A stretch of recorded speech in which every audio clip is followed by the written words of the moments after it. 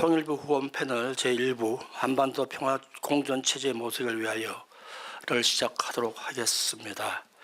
저는 사회를 맡은 중앙대학교의 김태현 교수이고요. 오늘 세 분의 발표자, 세 분의 토론자를 모시기로 하겠습니다. 신정부가 들어와가지고 통일에 대한 접근법, 그다음에 패러다임에 조금은 바뀌는 것 같고, 아직 이제 신정부 출범 지 딱 6개월 됐는데 우리 학회에서 이런 식의 어떤 한편으로는 그 정책의 어떤 기조에 다지는데 도움이 되는 말씀을 해줄 수 있을 것 같고, 다른 한편으로는 신정부의 대북 정책, 통일 정책을 대민 홍보하는 데도 도움이 되는 그런 중요한 패널이라고 생각을 합니다. 발표자, 그러니까 지금 우리가 한 100분 정도가 있으니까 일단 세 분의 발표자께서 한 20분씩 20분 안으로 하는 건 좋은데 넘어가면 안 됩니다.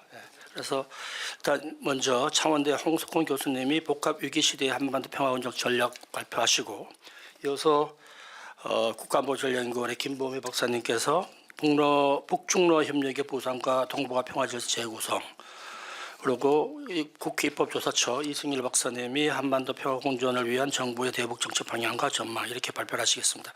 그리고 연세대교의 천정희 교수님, 서울대 강성철 교수님, 서울대 강예석 교수 세 분이 나란히 이렇게 맡은 지정 토론을 하시게 되어 있는 거죠. 그렇게 하도록 하겠습니다. 그러면 일단 홍석훈 교수님을 모시겠습니다. 네, 반갑습니다.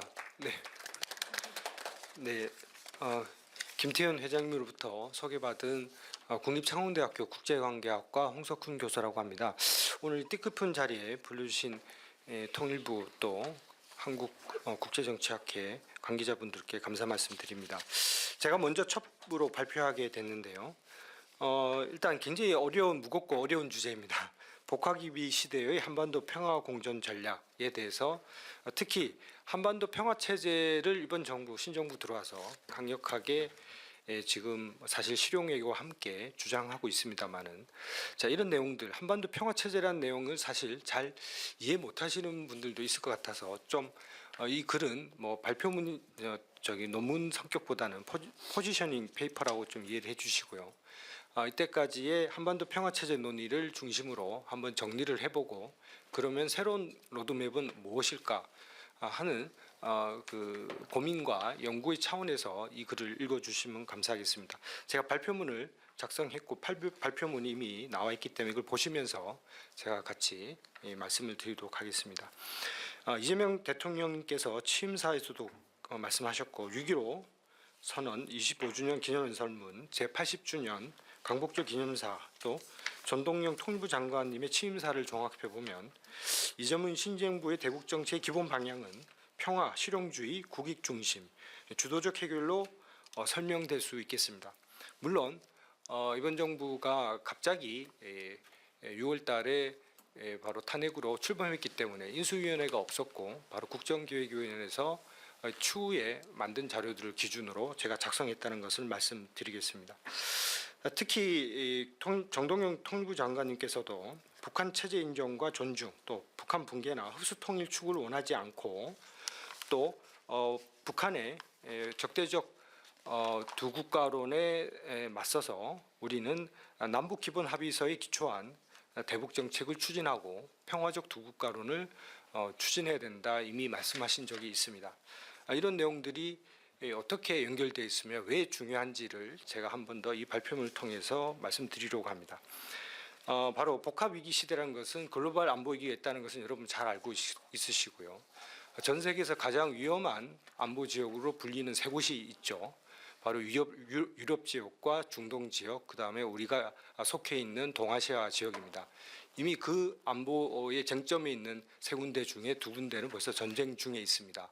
바로 우크라이나 러시아 전쟁, 또 중동 이스라엘과 하마스 전쟁을 시작해서 지금은 이란 전쟁까지 확전되어 있는 상황입니다. 마지막 남은 안보의 가장 정점이 되고 있는, 쟁점화되고 있는 곳이 동아시아다, 이렇게 말씀드릴 수 있겠고요. 또 특히나 시진핑 정부의 중국은 지금 타이완에 대한 군사적 공격도 서슴지 않겠다, 이렇게 주장하고 있는 원차이나 팔러시를 계속 강력하게 주장하고 있습니다. 그래서 여기에 맞서서 트럼프 행정부는 아시다시피 관세 정책을 통해서 중국을 봉쇄하고 또 중국의 경제 발전을 저지시키면서 또 안보적으로는 인도 태평양 전략, 뭐 공식적으로 뭐 그렇게 공언하고 있지는 않지만 일기 때 만들어 놓은 인도 태평양 전략 하에 저번 주에 또 국가 전략 보고서가 발표됐었는데요. 이처럼 한반도를 중심으로 특히 대만 해협의 위협이 커지고 있고, 이 상황에서 우리 대북 정책도 사실 2019년 하노이 이 북미 정상회담 이후에 답보 상태에 놓여 있고, 제가 나중에 말씀드린 이 적대적 두 국가론, 북한의 적대적 두 국가론은 한반도의 안보 그러니까 불확실성을 높여주고 있다고 볼 수 있겠습니다. 이런 위기 속에서 우리가 한반도 정세에서 쟁점하에서 봐야 되고 살펴봐야 되고, 또 그 속에서 한반도 평화 체제는 무엇인지 살펴보는 게 저희 발표문의 주요 골자입니다. 특히 제가 7페이지부터 적어놓았었는데요. 트럼프 2기 주한미군의 전략적 유연성에 대한 문제들, 또 여기에 덧붙여서 북한의 전략적 소다자주의 발현입니다. 과거에 수세적이고 수동적이었던 북한의 외교가 2019년 이후 바로 남한과의 관계 단절 속에서 미국의 반미, 미국의 적대시 정책을 철회하지 않는 한 반미 정책을 계속 추계하겠다, 이렇게 공격적으로 선언했었는데요.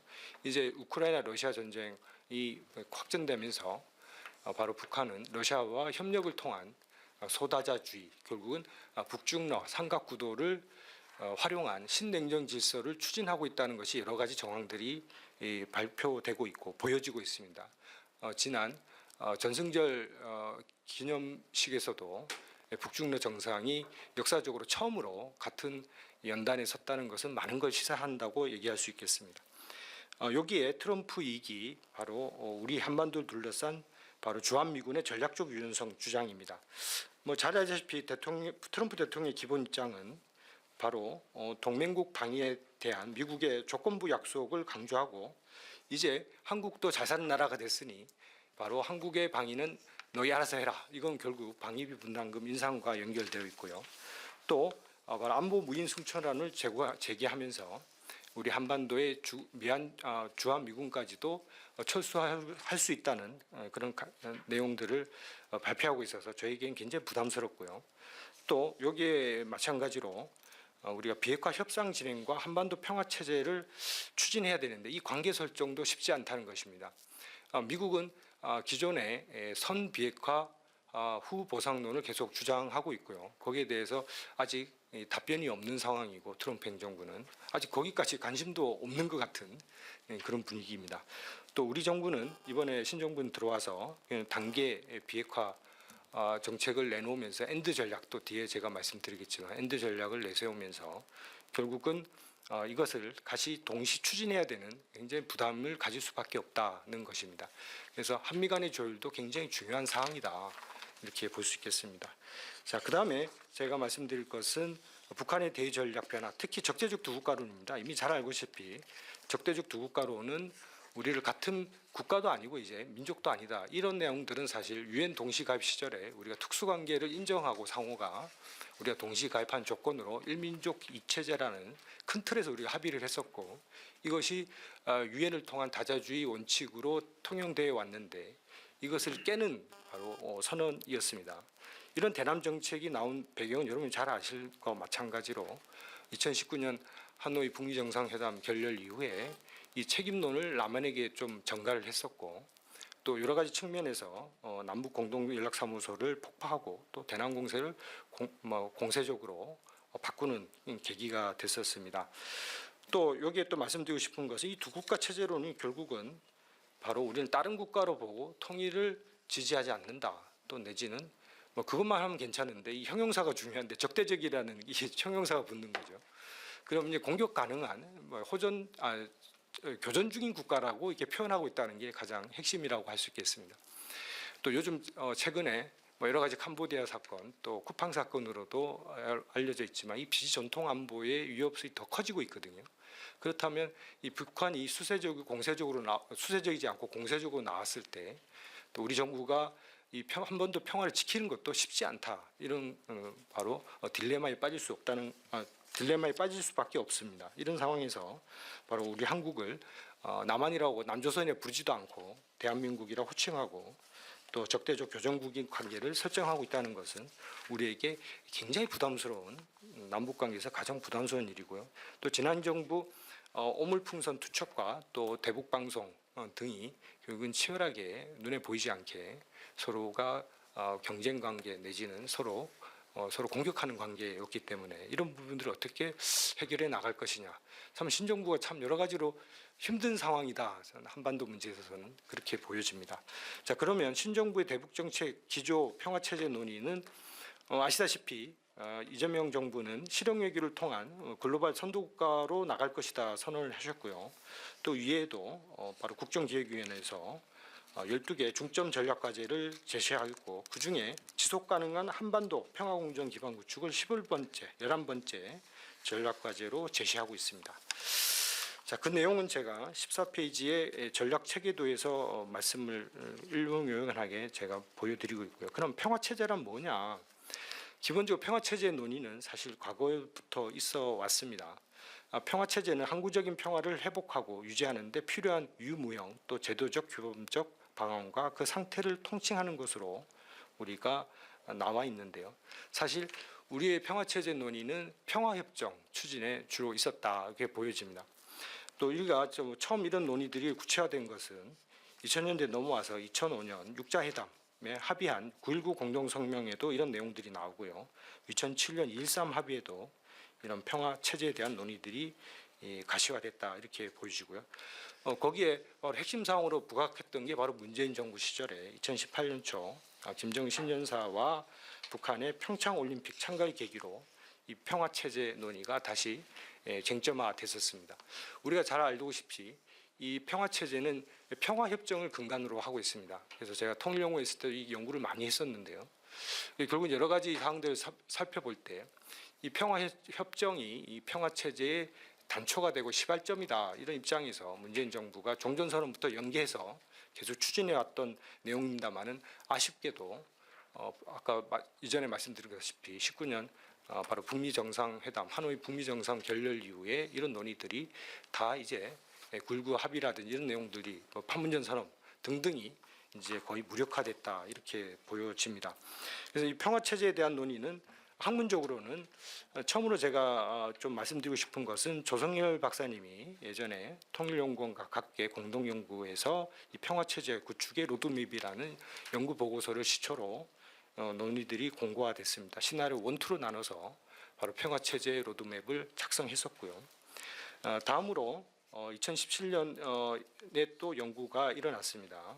또 통일연구원에서 또 했던 연구들인데요.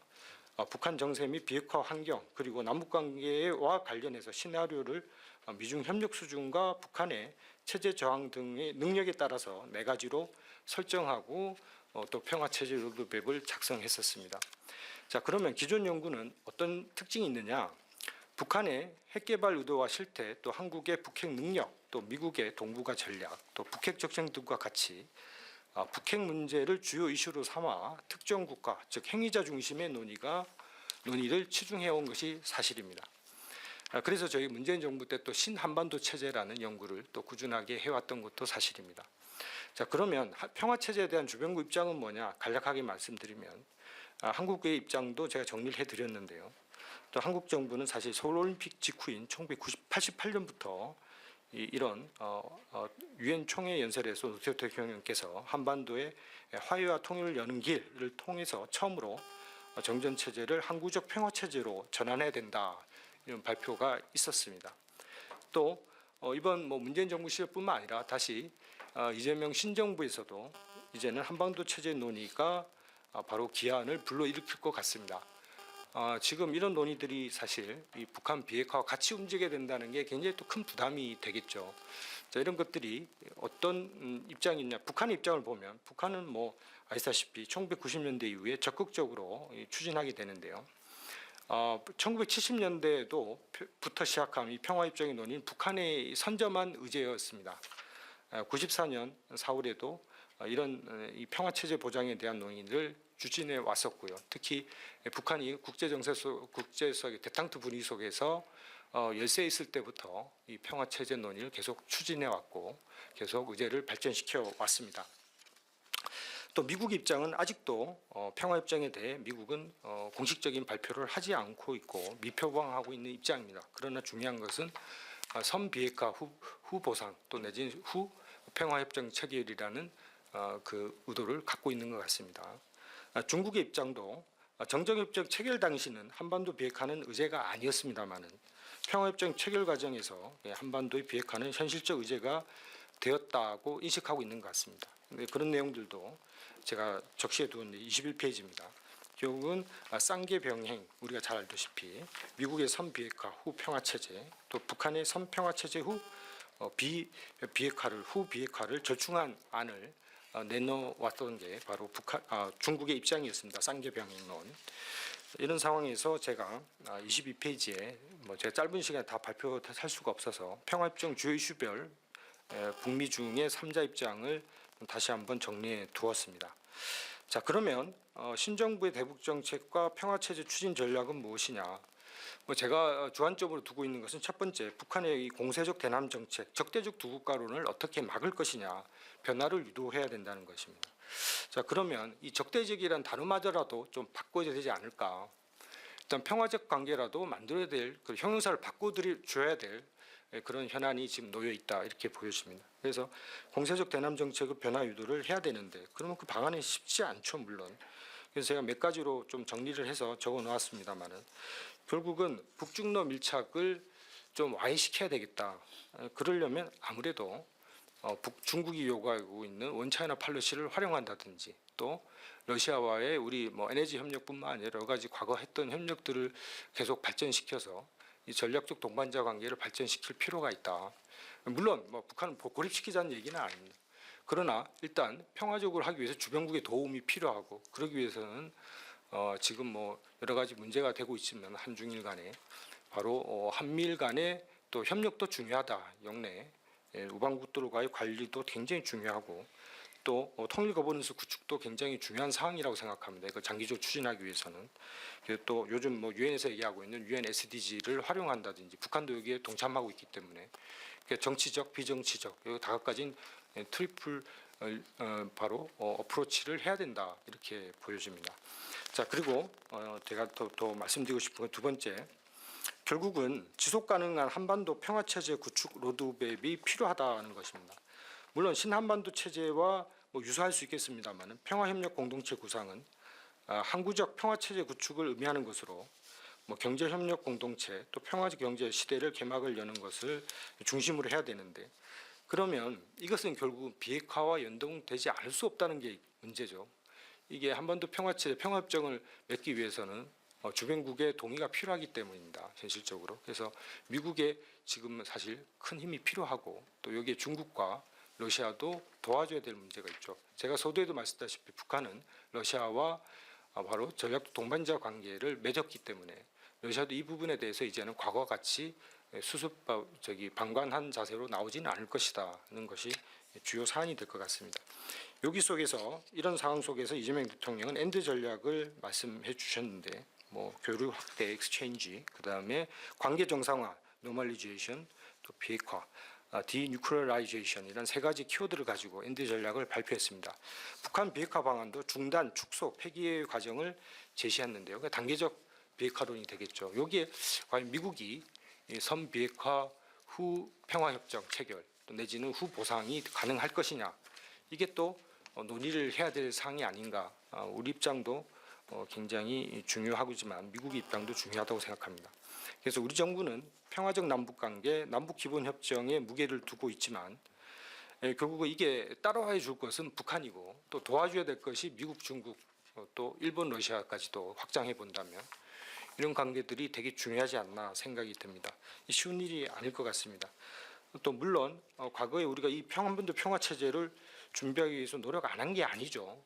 또 연구가 없는 것도 아닙니다. 그러나 과거와 다른 것은 분명 과거에는 수동적이고 행위자 중심의 바로 신한반도 체제 내지는 평화체제 구상이었다면 지금 우리 정부가 능동적으로 움직여야지만 이 평화체제 로드맵이 작성될 수 있고 북한의 의지가 없으면 결국은 이 평화체제는 과거에 원래 평화 체제 선점은 북한이 먼저였지만 지금은 우리가 더 강력하게 주장하고 있는 거기 때문에 이런 부분들을 우리가 어떻게 슬기롭게 만들 것이냐, 능동적 평화 질서로 어떻게 전환할 것이냐, 이 로드맵을 만들어 줘야 된다 생각하고요. 사실 신정부 실용 외교와 균형 외교에 또 대치되는 개념이 될 수 있는 가치 외교가 충돌할 수 있습니다. 이 부분에 대해서 우리도 심각하게 고민을 하고 어떻게 하면 논리를 만들어서 이거를 절충해 나갈 것이냐. 가치 외교, 실용 외교는 사실 좀 어떻게 보면 상반되는 개념이 될 수 있거든요.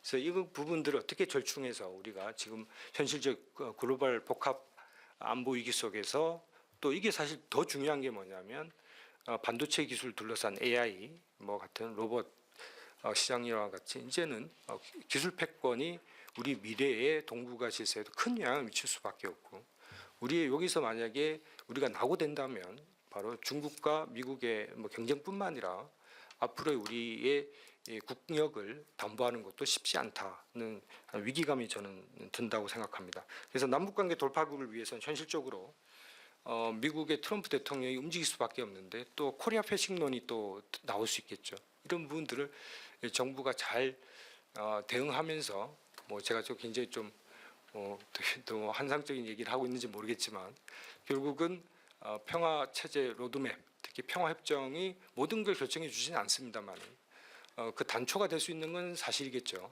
그래서 평화 협정을 만들기 위해서는 여러 가지 바로 논리적 메커니즘도 만들어야 되고 또 국민들의 합의가 굉장히 중요하다는 겁니다. 또 내년 지방선거도 있기 때문입니다. 이런 내용들을 우리가 좀 만들어서 큰 로드맵을 만들고 그랜드 스트래티지를 만들지 않는다면 사실상 한반도 평화체제 논의가 잘 발전하기 쉽지 않은 과거보다 더 어려운 문재인 정부 시절 그보다 더 어려운 환경에 지금 놓여 있다 이렇게 저는 보여집니다.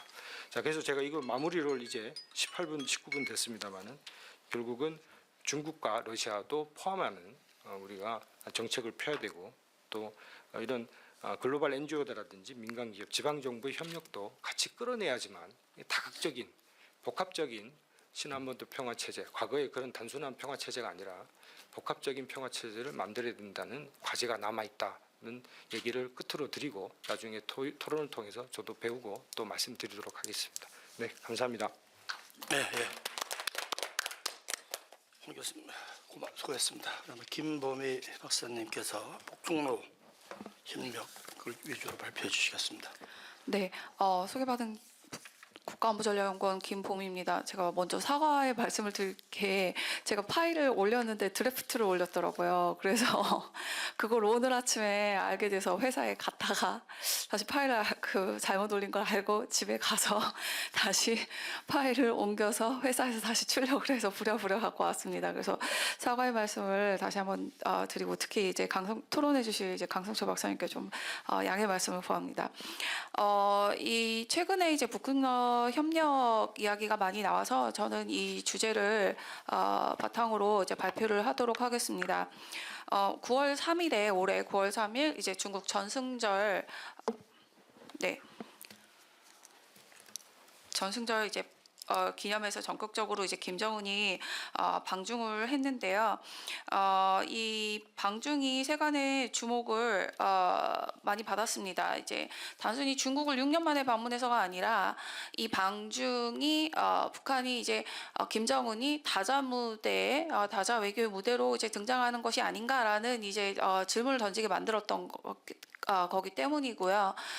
그래서 이제 그 김정은의 이번 이제 방중으로 해내서 여러 가지 이제 상상이 많이 이제 제기되었습니다. 김정은이 정말 이제 1대1 외교를 주로 하다가 이렇게 다자 무대에 나와서 본격적으로 이제 확장성을 하는 거냐, 외교 무대를 확장하는 거냐, 혹은 아니냐, 뭐 이런 질문들이 많이 났던 것 같습니다. 그래서 이와 관련해서 이제 좀 더 자세히 들여다보면은 이런 김정은의 첫 다자무제 등장이라는 상징성에도 불구하고 김정은의 외교 행보가 상당히 제한적이었다는 점은 우리가 조금 유의 깊게 들여다볼 필요가 있는 것 같습니다. 뭐 방중 기간이 4박 5일 정도 됐는데요. 김정은이 베이징에 머문 이 기간 동안 공식 일정은 북중 정상회담, 북러 정상회담 이렇게 두 개였고 나머지 그 행보도 굉장히 좀 제한적으로 이루어졌습니다. 그래서 다른 국가들 정상과 충분히 만날 수 있는 그런 환경적인 여건이 조성되었음에도 불구하고 이제 어떤 정상 외교가 굉장히 제한적이었다는 점, 이번 좀 한번 들여다볼 필요가 있고, 두 번째는 많은 사람들이 이제 북중러 3자 정상회담이 일어나느냐 이것을 이제 조금 궁금해했는데 그런 일은 일어나진 않았습니다. 일단은 이 행사 자체가 중국의 전승절을 축하하는 자리였기 때문에 북중러 정상의 만남이 더 주목받는 것이 조금 껄끄러웠을 가능성이 있고, 어쨌든 이 3자 정상이 만났을 때 나눌 수 있는 이야기, 합의를 도출할 수 있는 내용도 상당히 제한적일 것으로 추측이 되었기 때문에 그러한 맥락에서 3자 정상회담이 개최되지 않았을 것이라는 분석과 추측들이 있었습니다. 그럼에도 불구하고 이 새 정상의 동시 등장은 그것만으로 반미연대라는 어떤 상징적인 의미는 충분히 부각을 했다 이렇게 볼 수가 있겠고요. 북한 입장에서는 특히 형식적일지라도 중국 러시아와 전략적 관계를 어떤 국제사회에 과시하고 한미일 협력 구도에 일정한 어떤 견제 효과를 주는 외교적 성과를 거두었다고 볼 수가 있습니다. 분명한 점은 최근처럼 이제 북한, 중국, 러시아 이 3개국이 연대가 공고하게 드러난 시기는 거의 없었다는 거죠. 그래서 1950년대 후반에 중소 분쟁이 발발하면서 그때부터는 이런 삼국 지도자들이 함께하는 자리가 거의 없었다 이렇게 볼 수가 있겠습니다. 그렇다면 오늘날 북중러가 긴밀히 협력하는 듯한 이런 모습은 어떤 의미를 갖는지, 현재 삼국 협력은 냉전기의 그것과 동일한 성격을 갖는지, 아니면 전혀 다른 동학을 기본으로 하고 있는지, 그리고 그래서 이런 좀 질문을 바탕으로 이 글은 제가 쓴 글은 이제 냉전기 북중러 삼각관계의 성격, 특히 이제 삼국관계의 형성 배경과 동력, 그리고 과거와 현재의 어떤 구조적 차이가 동북아 지역 질서 한미 협력 구도에 어떤 함의를 갖는지 좀 들여다보는 쪽으로 이제 작성이 되었습니다. 뭐 옛날 이야기는 좀 많이 줄여서 이제 하도록 하겠습니다. 이제 냉전기 북중러 관계는 한국 전쟁 시기에 이제 중국, 러시아가 한반도 문제에 개입하면서 특히 이제 북한의 군사적 지원, 그리고 특히 이제 중국은 직접 참전을 했기 때문에 굉장히 이제 전후가 되면서부터는 북한이 이 양국으로부터 상당히 압박을 많이 받는 구조가 됐습니다. 한미 동맹 같은 경우는 한국과 미국의 이제 1대1의 동맹 구조였지만 북한 같은 경우는 이제 중국, 러시아라는 두 강대국이 동시에 북한의 압력을 지속적으로 행사하는 그런 구조가 됐고, 특히 이제 54년, 56년 이때쯤에는 전 사회주의 국가들, 소련을 중심으로 하는 동유럽 사회주의 국가들하고 중국 모두가 북한의 이제 그 몽골까지 심지어는 이제 대부분의 사회주의 국가들이 북한의 전후 복구, 재건을 지원하게 되면서 북한에 가해지는 압력이 상당했었습니다. 그러다가 58년에 이제 중소 분쟁이 일어나면서 이제 중국, 소련의 관계가 이제 멀어지기 시작했고, 그 이후에 북한이 이제 줄타기 외교를 하다가 62년부터 64년에는 중국에 편승했다가 이제 64년에 이제 북한과 그리고 이제 중국과 큰 갈등을 빚었던 이제 후르시초프 서기장이 이제 실각을 하게 되면서 65년부터는 이제 다시 북한은 이제 소련과도 관계를 회복하게 되죠. 그래서 이때 경험이 결국에는 북한이 그 대외 관계에서의 자주를 주장하게 되는 굉장히 중요한 계기가 되었고, 그리고 실질적으로 이런 이제 자주 노선 이런 것들을 실현하게 되는 게 이제 병진 노선의 실행으로 나타났습니다. 그래서 국방 분야에서의 어떤 과감한 투자 이런 것들이 이제 60년대 후반에 본격적으로 이루어지게 됐고, 그때 이제 60년대 후반에는 거의 30% 정도의 이제 국가 예산을 국방비에 이제 매년 투자를 하면서 군사적 모험주의 이런 것들을 시도하게 됐던 거죠. 그래서 이제 점차 이제 동맹으로부터의 안전 보장이 약화되고 그러면서 자율성이 확보되면서 자주 노선이라는 것까지 주장할 수 있게 됐던 이제 냉전 시기에 이제 북중러 관계였다고 한다면, 이제 현재는 조금 다시 이제 북중러 연대가 강화되는 모습을 보이고는 있습니다. 그래서 이걸 좀 더 자세히 보려고 하는데요. 현재 북중러 관계는 좀 전통적 의미의 군사 동맹, 그리고 자율성 안보 교환이 명확히 작동하던 그런 냉전기의 동맹 구조에선 벗어나서 좀 이완된 형태의 전략적 연대를 나타내고 있다 이렇게 볼 수가 있겠습니다. 냉전기에 북한은 중소로부터 어떤 실질적인 안전 보장을 제공받는 대신 외교적 자율성을 받는 전형적인 어떤 비대칭 동맹 상태에 있었는데요. 그 현재의 북중 관계는 여전히 비대칭적 요소가 존재하기는 하지만 그래도 삼각관계가 일정하게 약간 형성돼 있는 그런 이제 동맹이라고 전형적 동맹이라고 보기는 어렵습니다. 그리고 이제 최근 몇 년간의 북러 관계가 좀 정상국가 수준으로 급진전하면서 또 이제 북중 관계 같은 경우는 상호 전략적 필요에 따라 조금 느슨하게 결속된 형태로 좀 전환되고 있는 모습도 보이고 있습니다. 물론 그럼에도 불구하고 중국의 대북 경제 정치적 영향력은 러시아에 비해서 당연히 압도적이고 따라서 러시아가 뭐 중국의 대북 영향력을 대체할 수 있을 것이라고 단정하기는 어려운 상황입니다. 그래서 이제 다시 말해서 북한의 대중 경제 의존도가 절대적이라는 점에서 중러 간 어떤 상대적 영향력의 균형은 구조적으로 여전히 중국에 우세하게 형성은 돼 있는 상태다라고 볼 수가 있겠습니다. 특히 이제 2025년 들어서는 북중 간 고위급 교류도 점진적으로 재개되고 양국 간 무역 관계도 좀 회복 조짐을 보이면서 양자 관계가 정상화되고 있습니다. 이런 상황에서 만약에 뭐 러우 전쟁이 장기화 국면을 넘어서 종전 혹은 동결 국면으로 들어선다고 하면 중국의 전략적 부담이 완화되면서 북중 관계가 다시 급물살을 탈 그런 이제 가능성도 배제하기 어려울 것 같습니다. 이런 이제 북중 관계 회복과 더불어서 최근 북러 관계 역시 동시에 강화되면서 삼국 협력이 구조적으로 약간 심화될 가능성도 점차 커지고 있는 상황이기는 합니다.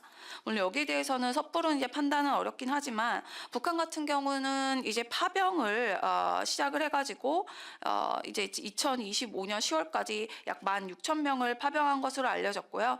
북한에서는 이들을 이제 최근에 이제 해외 작전 부대라고 올해부터 본격적으로 지칭하기 시작했고 노고를 취하하고 이들을 영웅화하고 이제 내부적으로 이제 사상적으로 약간 이제 분위기를 좀 띄우고 있는 그런 상태입니다. 그래서 러시아는 또 우크라이나 전쟁의 장기화 속에서 이제 탄약, 무기, 군수물자 공급을 비롯한 실질적 지원이 기묘해지면서 북한을 좀 전략적 파트너로 재평가하게 됐고 북한 역시 대북 제재가 지속되는 상황에서 러시아 군사기술 협력을 새로운 돌파구로 활용하게 됐습니다. 그래서 뭐 푸틴이 이미 뭐 2023년 9월에 이제 북러 정상회담 당시에 우주 개발 분야에서 북한을 적극적으로 지원해주겠다고 했고 실질적으로 2023년 이제 11월이죠. 그때 이제 2023년에 모두 3번의 정찰위성 발사를 실시를 했는데 세 번째 이제 11월의 발사가 이제 성공을 하게 됩니다. 물론 그 정찰위성의 성능 자체에 대해서는 북한이 한 번도 공개적으로 밝힌 바가 없기 때문에 우리가 정확한 정보를 파악하기는 어렵지만 어쨌든 발사는 해서 궤도를 돌고 있는 것으로 확인이 되고 있고 이 과정에서 러시아의 기술적 자문을 받은 것으로 이제 추정이 되고 있습니다.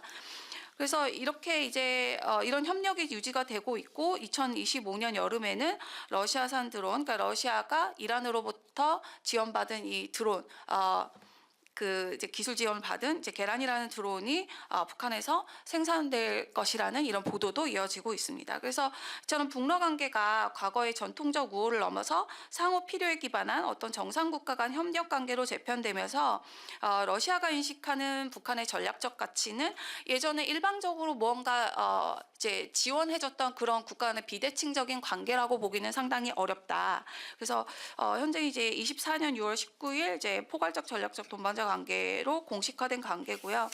그래서 이제 북한의 이러한 전략적 가치 상승은 결과적으로 현 단계의 북중러 삼각관계를 냉전기와 명확히 구분하게 만드는 핵심 요인이 되었다고 볼 수가 있겠습니다. 그래서 냉전기 북한은 이념적으로는 중요한 이제 사회주의 동맹 구성원이었지만 이제 굉장히 중소사회에서 종속적 위치를 벗어나기 어려운 이런 이제 처지에 있었다면 오늘날에는 핵미사일 역량, 군수물자 생산 능력, 지정학적 활용 가치 뭐 이런 것들이 대폭 증가하면서 전략적 위상이 높아진 가운데 삼국 관계가 재설정되고 있는 그런 모습이 보이고 있다고 할 수가 있겠습니다.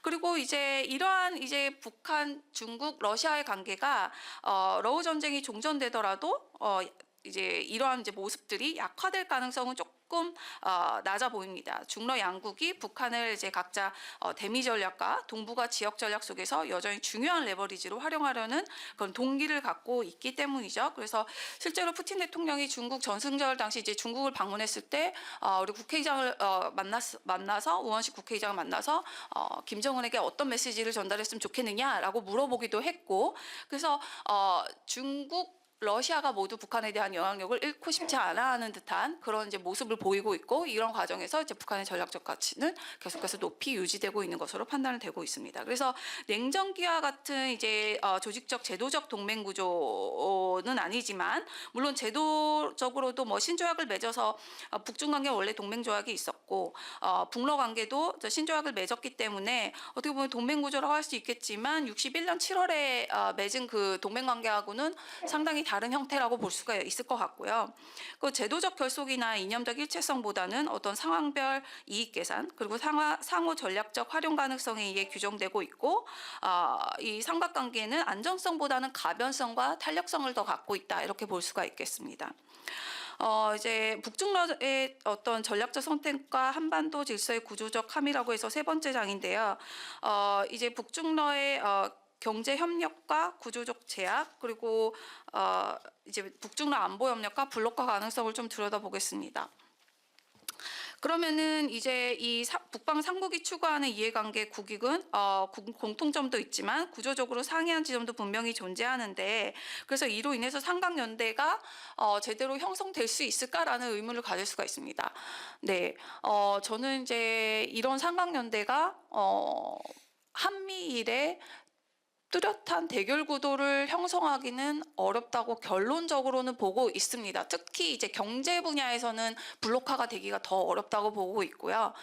그나마 안보 분야에서 조금 더 가능성이 있다고 생각합니다. 경제 분야 같은 경우는 이제 북중러가 경제 구조 비대칭성, 상호 국익의 상이성, 그리고 이제 중국이 세계 경제와 맺고 있는 높은 수준의 상호 의존성, 이런 것들을 봤을 때 사실상 이제 이제 한미일과 대립하는 형태의 장기적 제도적 경제 블록을 북중러가 형성하기는 조금 어려운 상황이 아닐까, 이렇게 보고 있습니다.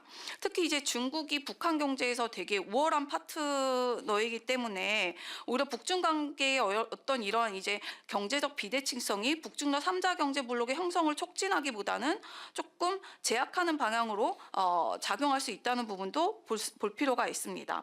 왜냐하면 중국은 계속해서 독립적으로 북한에게 이런 방식으로 영향을 주고 싶어 할 것이고, 그리고 이제 이 국가들의 유일한 이제 묶일 수 있는 지점이라고 한다면 경제적으로는 이 세 국가 모두 서방의 경제 제재를 받고 있습니다. 그래서 그런 부분들은 이제 제재 대상국이라는 공통된 제약적 조건은 제재 회피 네트워크를 구축한다던가 우회적 교역 구조를 확대한다던가 또는 에너지 자원 거래의 비공식적 채널을 확대하는 등 다양한 형태의 은밀한 경제 협력 구조를 낳을 수는 있지만, 이거는 북중러의 제도적 블록화하는 거리가 멀고 한미일 관계에서 마찰을 유발할 수 있는 어떤 갈등 요인이 되기는 약간 좀 제약이 있는 그런 부분이라고 할 수가 있겠습니다.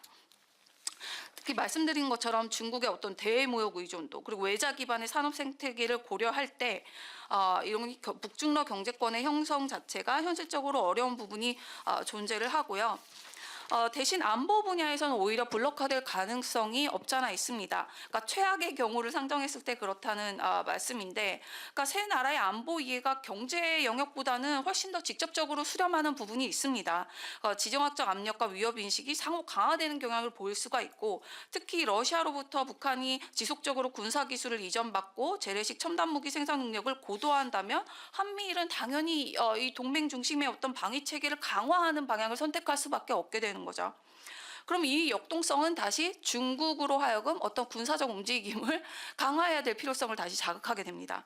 그러니까 중국은 대러 파병 뭐 이런 북한의 급진적 군사 행동에는 일정한 선을 긋고 싶어 하긴 하는데, 한미일의 군사 협력이 구조적으로 강화되는 그런 상황을 그대로 용인하기는 어려운 측면이 있습니다.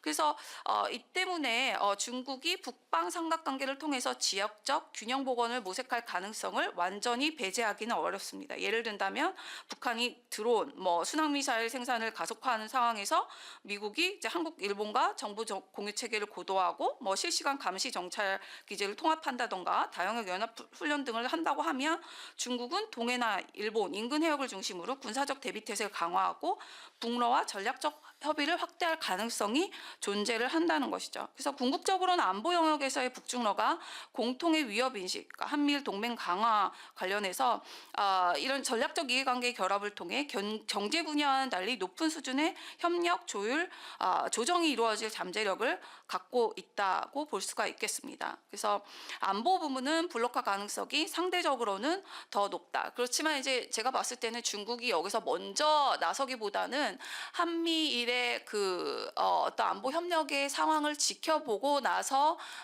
이제 대응하는 방식으로 갈 가능성이 있어 보인다, 이렇게 말씀드릴 수 있겠습니다.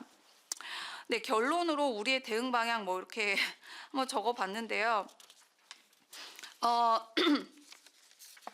크게 뭐 이제 4가지 정도를 언급을 했습니다. 뭐 한미일 협력 기조를 유지하는 가운데 뭐 뻔한 결론이긴 합니다.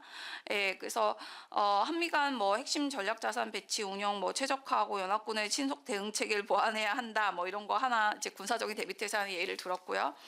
두 번째는 한국의 이제 전략적 위상을 확보하는 것도 매우 중요하다, 이렇게 이제 적어보았습니다.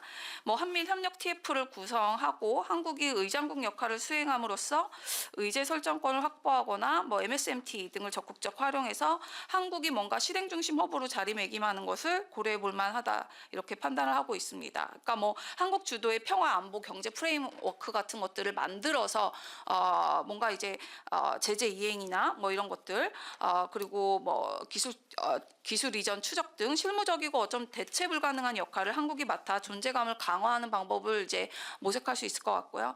세 번째는 이제 한미일뿐만 아니라 우리가 또 중국, 러시아하고도 이제 외교 대화를 좀 해보는 것도 굉장히 중요하다고 생각합니다. 그래서 이제 뭐 한중 한러 간 정례 외교 담보 대화 추진하고 1.5 트랙 전략 대화를 통해서 중러의 의중을 파악하고 우리 정부의 입장 그리고 과 관련해서 오해 소지를 차단하고 입장을 또 전달하는 것도 중요하다고 생각합니다. 그리고 반면에 이제 북미 대화 성사 가능성이 지금 불투명한 상태에서 이 대화 가능성에 지나치게 의존해서 우리가 기다리는 것도 위험하다고 이제 판단이 되는데요. 그러니까 북한이 지금 대화의 기준점을 상당히 높여놓고 있기 때문에 이제 실질적인 북미 간의 대화의 어떤 진전이 확인되기까지 상당한 시일이 필요할 수 있습니다. 그래서 이런 상황에서 우리가 미국의 북미 대화를 종용하기가 어렵고 이런 대화가 재개되더라도 이제 트럼프 1기 때보다 협상 구도가 훨씬 복잡해져서 우리의 입장이 반영되기가 어려울 가능성이 큽니다. 그래서 이제 우리 스스로도 다자 외교 채널을 활용해서 주변 국가와 적극 협력하면서 한반도 문제에 대한 협상 주도권을 확보해야 되고 북미 대화에 의존하지 않으면서 마지막으로 이제 선제적으로 위기 감소 노력을 실행에 옮기면서 북한으로부터 신뢰를 얻어가는 이런 방법을 취해야 할 것 같습니다. 우리가 먼저 이제 DMZ 군사분계선 인근에서 군사훈련이나 움직임을 일정 부분 축소하거나 중단하는 것들, 그리고 상대방에 대한 어떤 경고 없이 군사 행동을 좀 이렇게 선제적으로 제한함으로써 긴장 완화에 기여하는 것도 할 수가 있을 것 같습니다. 뭐 북미 대화가 성사되지 않는다면 한국의 현실적 대응 시나리오는 뭐 한미동맹 공고화, 한미 간 군사정보 협력 강화, 뭐 이런 것들을 통한 북한 도발 대비 또는 대응이 될 수밖에 없겠지만, 그래도 이제 다양한 방법을 우리가 모색을 해서 활용을 함으로써 그래도 이제 북중러 관계가 너무 공고화돼서 북한이 우리와 대화 필요성을 아예 느끼지도 못할 그런 상황으로 몰아가서는 안 되지 않을까, 이렇게 생각을 해봤습니다. 네, 이상 시간이 다 돼서 발제를 이제 제안하도록 하겠습니다. 감사합니다. 예, 김보희 박사님 시간을 딱 지켜주셨네요. 고맙습니다. 다음은 우리 이승열 박사님 발표를 듣도록 하겠습니다. 네, 반갑습니다. 저는 국회 입법조사처의 이승열입니다. 두 분 발표가 뭐 제 발표에 사실 기초가 되기 때문에 두 분 발표를 워낙 잘 해주셔서 제가 오히려 좀 말하기가 좀 쉬울 것 같네요. 뭐 남북 관계는 잘 아시겠지만 지금 이 남북 관계를 풀어야 되는 이재명 정부 입장에서는 굉장히 난처하고 굉장히 어려운 상황에 처해 있습니다. 왜냐하면 일단 2018년도에 어떤 그 북한의 위치와 지금의 북한의 전략적 위치는 이제 전혀 다른 위치에 있을 뿐만 아니라 지금 북한의 행동이 단순히 남한 정부를 길들이기 위한 행동이 아니라 대체로 이제 북한이 남한 신정부가 들어서면 길들이기를 한 1년 정도 하잖아요. 근데 그런 차원의 문제가 아니라는 거죠. 그러니까 이거는 근본적으로 북한을 둘러싼 국제 질서의 변화에 대한 북한의 반응, 즉 위협 인식에 대한 반응이고 2018년도에 남한을 통해서 미국과 접근하려고 했던 김정은의 계획이 하노이 회담으로 이제 붕괴됐는데 문제는 그 과정에서 남한과 두 차례 정상회담을 했잖아요. 판문점 선언과 평양 선언을 했는데 그리고 수많은 약속을 했다고요. 그런데 북한이 지속적으로 2019년 이후에 남한 정부를 향해서 문재인 정부를 향해서 약속을 지키라. 그 다음에 당사자가 되어 달라. 요구를 숱하게 했는데 결국은 당시 문재인 정부가 아무것도 할 수가 없었다는 거죠. 그러니까 그것은 결국은 김정은에게 어떤 학습 효과가 있었냐면 이게 그 남한이 할 수 있는 일이 정말 없구나라고 하는 게 아니라 배신이라는 생각을 하게 된 거죠. 그러니까 결국은 여기에 깊은 불신이 있기 때문에 지금 이재명 정부에 향해서도 지금 벌써 집권하자마자 이재명 대통령이 굉장히 북한을 향해서 이제 시도하는 이제 대화들이 많았잖아요. 그다음에 DMZ에서의 어떤 그 방송이라든가 그다음에 대북 전단에 북한이 불편해하는 것을 대부분 다 끊었다고요. 거기에 북한도 호응을 한 것도 사실이고요.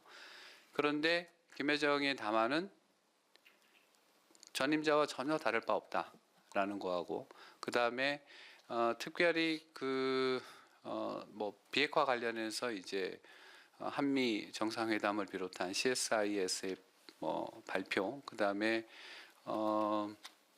유엔 총회에서의 어떤 연설, 여러분 비핵화가 들어가잖아요. 그러니까 거기에 대해서 북한이 더 발끈하게 이제 나오는 것들은 그러니까 이런 것들이 그 남북한 사이에 특히 북한의 인식 속에 굉장히 깊이 남아 있기 때문에 이재명 정부로서는 현 상태에서 스스로 이 문제를 넘어설 수 있는 카드는 사실상 거의 존재하지 않는다라고 이제 보는 게 맞는 것 같습니다. 그런데 이제 과거 사례를 보면 언제 남북 관계가 이렇게 풀렸냐라고 보면 두 가지 케이스가 있는 것 같아요. 하나가 이 국제 관계가 급격하게 변하면 그 이후에 북한이 남북 관계의 변화를 추동하는 경우가 있었고, 이 남북 관계가 먼저 변하면서 그 다음에 북미 관계가 변하는, 특히 국제 관계가 변하는 이제 사례가 있었는데, 먼저 사실 뭐 박정희 정부를 예를 들면 계속 뭐 적대 관계에 있다가 70년대 이제 미중 공동 성명이 있었죠. 그리고 미소 간의 대탕트가 시작되면서 박정희 대통령이 먼저 북한에 손을 내밀게 되는 상황이 발생한 거고, 71년도에 결국은 첫 남북 대화가 있었고요. 72년도에 7.4 남북 공동 성명이 있었고, 73년도에 6.23 선언이 있었습니다. 그러니까 이런 변화가 있었고, 두 번째는 1989년 이후에 냉전 체제가 붕괴되고 동북권 사회주의가 이제 몰락하면서 북한이 급격한 체제 위기를 당합니다. 그 상황에서 노태우 대통령이 북방 정책을 선언할 뿐만 아니라 남북 관계 급격한 변화를 주도하죠. 그래서 남북 기본 합의서부터 시작해서 유엔 동시 가입, 뭐 한반도 민족 공동체, 한민족 공동체 통일 방안, 뭐 이런 어떤 굉장히 굵직한 남북 간의 변화를 이제 주도하게 됩니다. 그러니까 이런 케이스가 국제관계의 변화 속에서 남북관계가 변화된 케이스라면, 적극적으로 남북관계를 먼저 추동해서 북미관계를 변화시킨 케이스가 있습니다. 그게 이제 김대중 정부 때부터 김대중 대통령은 기본적으로 이 남북관계를 그 법적 통일보다는 사실상 정치적 통일, 즉 사실상의 통일 상태를 만드는 것을 목표로 두고 강력하게 2000년도부터 남북 경협을 제안했습니다. 근데 당시 북한은 여러분 다 아시겠지만 90년대 중반부터 고난의 행군을 겪었기 때문에 엄청나게 경제적 으로 궁핍한 상태여서 이 남북 경협 제한이 상당히 중요한 모티브가 됐습니다. 그래서 6.15 공동선언을 했고 그다음에 그 이후에 금강산 관광, 그다음에 개성공단 이런 이제 경협을 하면서 남북 관계가 급격하게 변화되자 당시 클린턴 미국 대통령 하에서 올브라이트와 조명록이 북미 꽃미니케를 하고 그다음에 올브라이트가 그 북한을 방문하는 이제 그런 데까지 이제 북미 관계가 진전이 있었죠. 그리고 이제 얼마 전에 이제 우리 문재인 정부 때를 다 아시겠지만 문재인 정부는 뭐 그 2016년 17년에 북한이 다양한 형태의 미사일 시험 발사를 통해서 핵실험하고 국제사회로부터 특히 트럼프 대통령으로부터 강력한 대북 제재를 받습니다. 근데 그 대북 제재가 워킹을 하는 거예요. 그동안의 대북 제재와 달리 워킹하는 대북 제재가 만들어진 겁니다. 그러니까 워킹하는 대북 제재 하에서 결국은 북한이 선택할 수 있는 건 2018년도부터 남한 정부를 통해서 미국과의 만남을 추진한 겁니다. 그래서 2018년도에 한반도 평화 프로세스가 시작된 거고 판문점 선언과 평양 선언이 이제 나오게 된 계기죠. 그러니까 이 남북 관계 변화에서 그 다음에 2018년도부터 북미 정상회담이 이어지게 된 겁니다. 그리고 그 변곡점은 2019년 하노이 회담 결론로 이제 마무리가 된 거죠. 그러니까 모든 북한의 지금의 상황을 만든 거는 사실 2019년 2월에 하노이 회담의 결렬입니다. 이 충격이 굉장히 컸던 거예요. 북한 그 지도부에 미치는 영향이 워낙 컸기 때문에 국제 정세 변화에 대한 북한의 인식 변화의 출발점은 하노이 회담 이후입니다. 그리고 이 하노이 회담 이후에서 바로 이어지는 코로나19로 인한 국경 봉쇄의 장기화, 이것이 국제 정치적으로 국내 정치적으로 굉장히 김정은이 코너에 몰릴 수밖에 없는 상황으로 이제 가게 된 거고요. 결국은 이런 그 북한의 인식이 직접적으로 표현된 게 2023년 1월 제8기 12차 정치국 회의에서 김정은이 현재의 국제 정세를 신냉전 체제라고 규정합니다. 그리고 그 원인을 미국이 한국과 일본 이 3국을 통해서 한미일 군사 협력을 하고 있고 이것이 한반도의 즉 아시아의 나토와 같은 그런 역할을 한다라는 이제 하면서 이제 시작된 겁니다. 그러니까 이런 것들을 더 공고화시킨 건 뭐냐면 2023년부터 한미 윤석열 정부하고 바이든 행정부에서 워싱턴 선언이 이루어지죠. 워싱턴 선언이 이루어지면서 한국과 미국 사이에 뭐라고 그럴까요? 핵 협의 그룹이 구체화되고 그다음에 전략 자산의 이제 그 어떤 전개가 이제 제도화되죠. 그리고 한미일 캠프 데이비드 회담에서 결국은 삼국의 군사협력도 제도화되고 그러니까 이런 상황이 되니까 북한이 선택할 수 있었던 것이 결국은 남북 관계에 있어서는 적대적 두 국가 관계, 그 다음에 자신의 생존을 위해서 우크라이나 전쟁을 하고 있는 러시아와의 군사협력, 그 다음에 미국에 대해서는 적대적 국가론을 이제 전면으로 내걸고 미국의 관심을 끌기 위한 핵 개발의 지속 가능, 그것을 추진하게 되는 겁니다. 그러니까 이런 상황에서 뭐 두 분이 다 설명을 하셨겠지만 우리 뭐 관계에서는 우리랑은 더 이상 할 게 없다라는 것이 북한의 어쨌든 확고한 입장인 것 같아요. 그것이 김여정의 담화에서도 나왔지만 김정은의 어떤 그 최고인민회 회의 결과에서도 결코 같이 갈 일은 없다라고 한 것이 그냥 빈말이 아니라는 거죠. 그러니까 상당히 경험을 통해서 획득한 이제 그 거고 대미 정책의 변화는 명확합니다. 미국과는 협상을 한다는 거예요.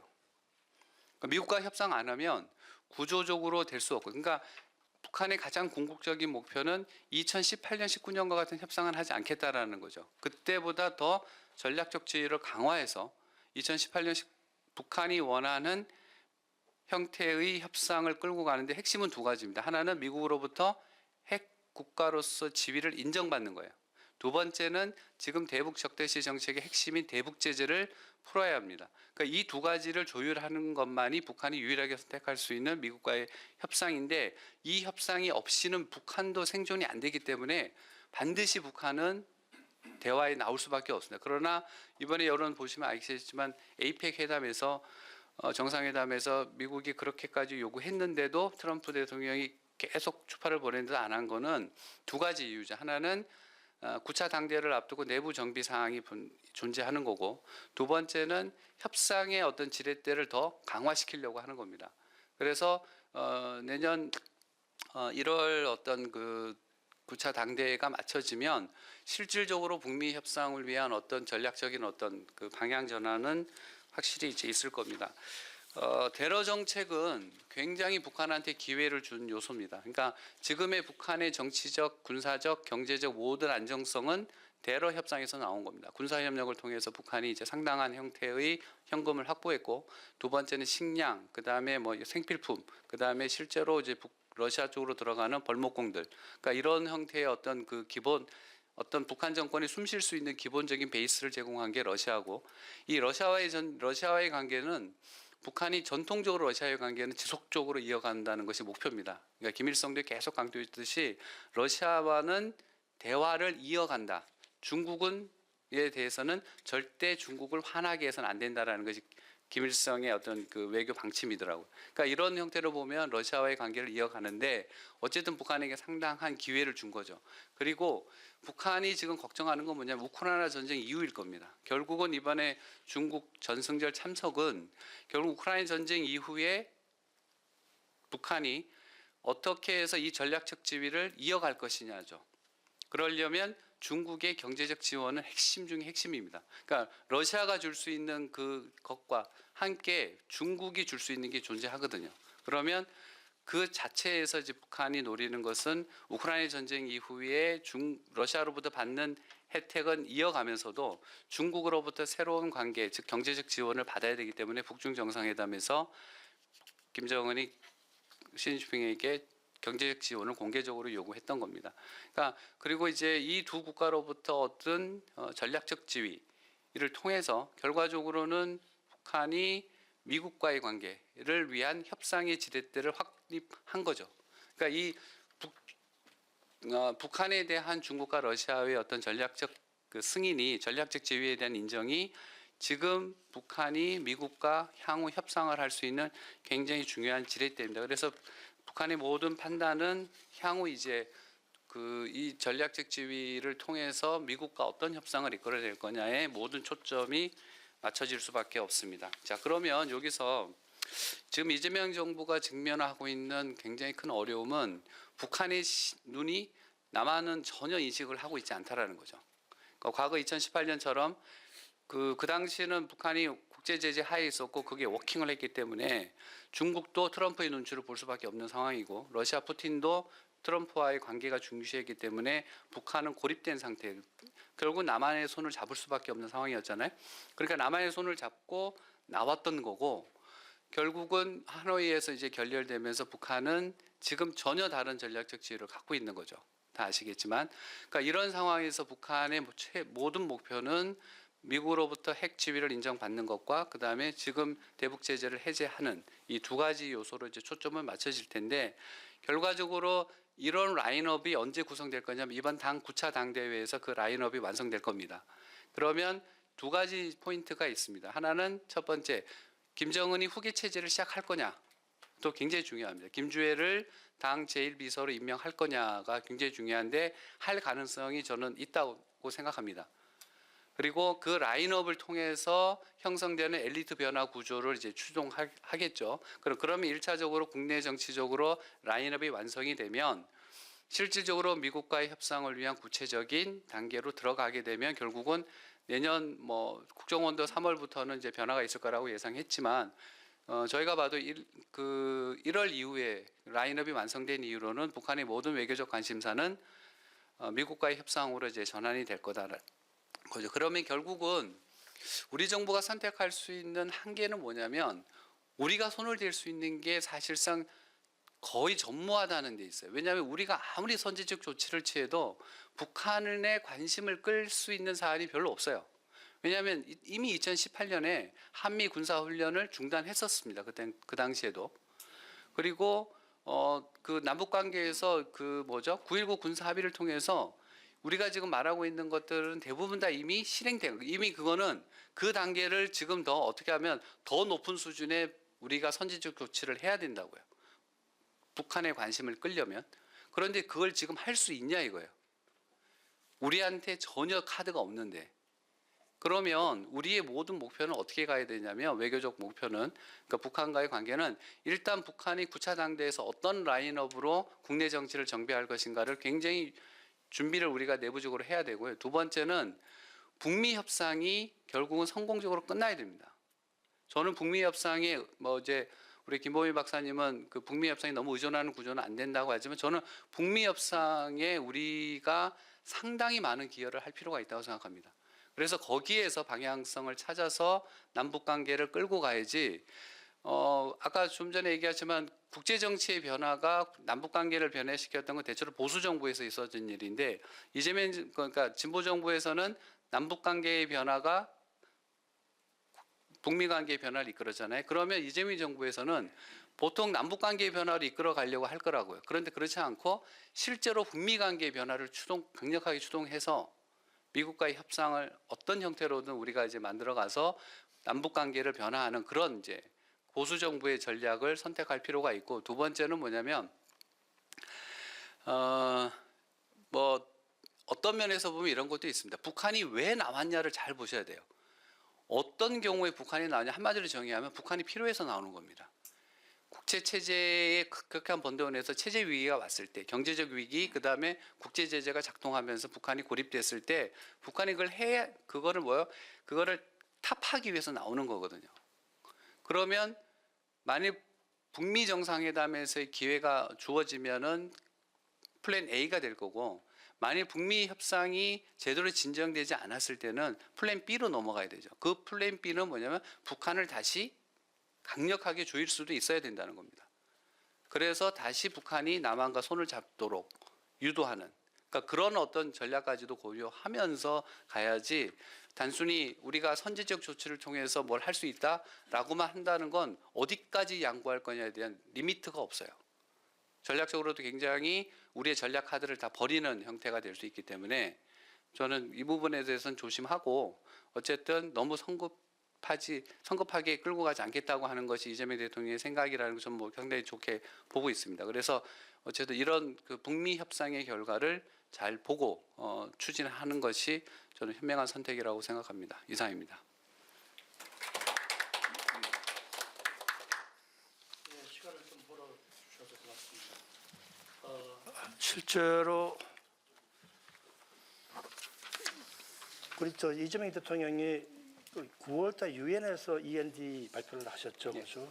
그리고 벌써 한 3개월이 됐는데 생각보다 별로 큰 논쟁이 아니는 것 같아요, 국내적으로. 근데 그게 왜 그런가 했더니 미국이 워낙 압도를 해가지고 어젠도 선정해버리니까 북한 문제가 떠오르지 않아서 그런 것 같아요. 근데 어떤 의미에서는 그럴수록 정부 초기에서 조용하게 어떤 정책을 추진할 시간을 얻었다고 볼 수 있으니까 연계가 잘하면 될 것 같다는 느낌이 들고, 결국은 지금 아까 그 미국이라는 입장이 워낙 큰 게 있는데 방금 위승열 박사님은 북미를 보면서 남북 관계를 보자 이런 말씀도 하셨는 것 같은데, 우리 천자연 박사 교수님께서 홍석훈 교수 논문의 발표 한 10분 안으로 해주시죠. 네, 안녕하십니까, 천자연입니다.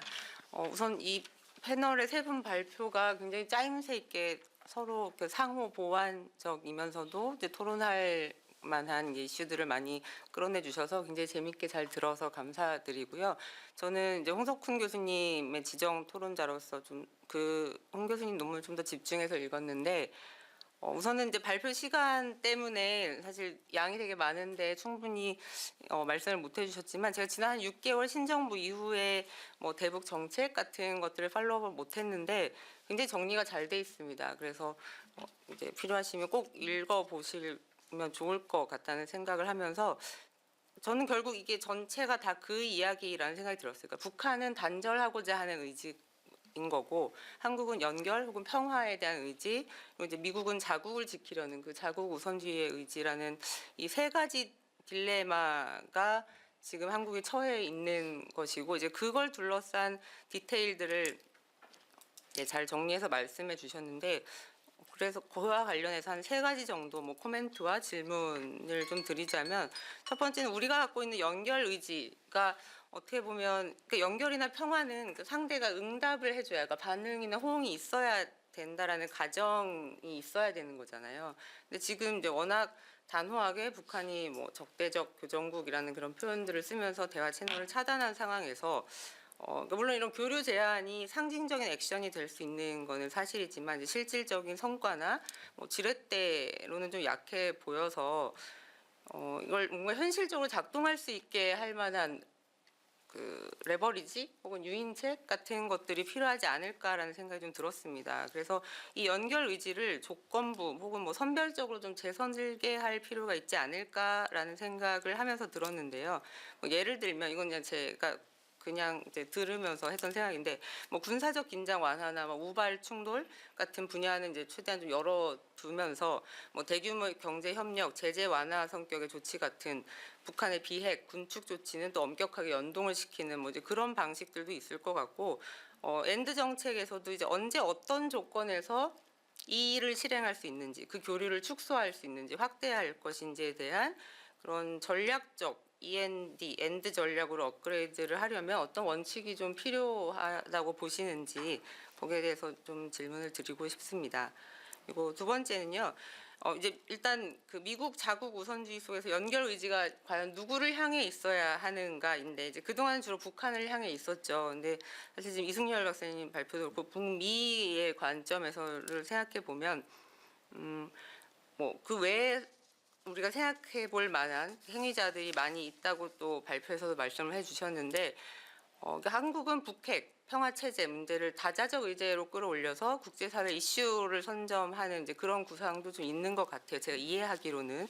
그래서 그런 한국의 연결 의지가 북한과의 직접 연결이 있을 것이고, 뭐 미국과의 동맹 연결, 그다음에 중국, 러시아, 유럽, 뭐 국제기구, NGO까지 포함한 다자 연결까지도 있을 텐데. 사실 굉장히 이제 제한된 자원, 한정된 상황 속에서 이 세 축 모두를 동시다발적으로 추구하는 것은 쉽지 않을 것 같고, 뭐 선택과 집중이 필요하다고 보신다면 어떤 식의 이제 우선순위를 좀 고려해 볼 수 있는지 거기에 대해서 좀 말씀해 주시면 좋을 것 같습니다. 그리고 마지막은 사실 이 연결 의지가 결국은 국내적으로 어떻게 정당화될 것인가에 대한 생각이 좀 들었습니다. 그러니까 북한의 이렇게 적대적인 그런 강화되는 분위기 속에서 대북 유화 정책 같은 거는 아까 사회자 선생님께서 말씀해 주신 것처럼 그러니까 국내적으로 사실 크게 부각이 안 됐기 때문에 뭐 논쟁 같은 게 없고 시간을 번 건 사실이지만 결국은 국내에서 뭐 안보 포퓰리즘, 퍼주기 비판 같은 것들이 또 반복되고 뭐 남남 갈등 나온 이제 촉발될 소지 같은 것들이 있어서 이 한국의 연결 의지, 평화에 대한 의지 같은 것들이 지속 가능하려면 국내에서의 통일, 여론, 뭐 세대 간의 인식 격차나 또 이념 갈등 완화하는 장치 그런 것들이 동시에 좀 필요하지 않을까 생각이 들었습니다. 그래서 한국 정부가 국민에게 그래도 이게 정말 필요하다라는 설득하기 위해서는 어떤 뭐 근거 어떤 내러티브 같은 것들이 있어야 하는지 특히 젊은 세대들 무관심하거나 혹은 반감이 더 큰 젊은 세대들한테는 어떻게 우리가 이렇게 계속 연결하고 평화를 추구하는 전략이 실질적 이익으로 돌아올 수 있는지 보여주기 위한 방법에는 뭐가 있을지 이 정도로 제가 토론을 마무리하겠습니다. 감사합니다. 예, 고맙습니다. 다음에는 우리 강성철 교수님, 우리 김범배 박사님에 대한 발표 부탁드립니다. 네, 안녕하세요. 숭실대학교 강성철 박사입니다. 먼저 이렇게 귀한 발표 토론자로 참석하게 해주셔서 너무 감사드립니다. 저는 김보미 박사님 논문에 대해서 이제 박사님의 논문의 어떤 강점 그리고 코멘트 질문 순으로 이렇게 어제 코멘트를 준비했습니다. 일단은 2025년 9월 3일 전승절 80주년 때 김정은이 베이징을 방문했던 그런 행보를 하나의 사건을 출발점으로 삼아서 이러한 상징적 장면이 실제 어떤 외교 접촉, 북중 3국 어떤 외교 회담까지 연결된 제한적이었다는 어떤 퍼즐로 시작해서 안보 자율성 교환이라는 하나 이론으로 연결된 그런 구성은 굉장히 탄탄한 논문이었던 것 같습니다. 그리고 냉전기 이 북중러 삼각관계와 오늘날의 이 삼각관계의 어떤 구조적인 분리를 통해서 설명을 해주셨던 것들이 저는 재밌게 읽었던 부분이고요. 블록화 결정론을 굉장히 경계하면서도 안보 영역의 어떤 대립 가능성을 또 분리해서 설명해 주신 부분도 굉장히 재밌게 본 내용이었습니다.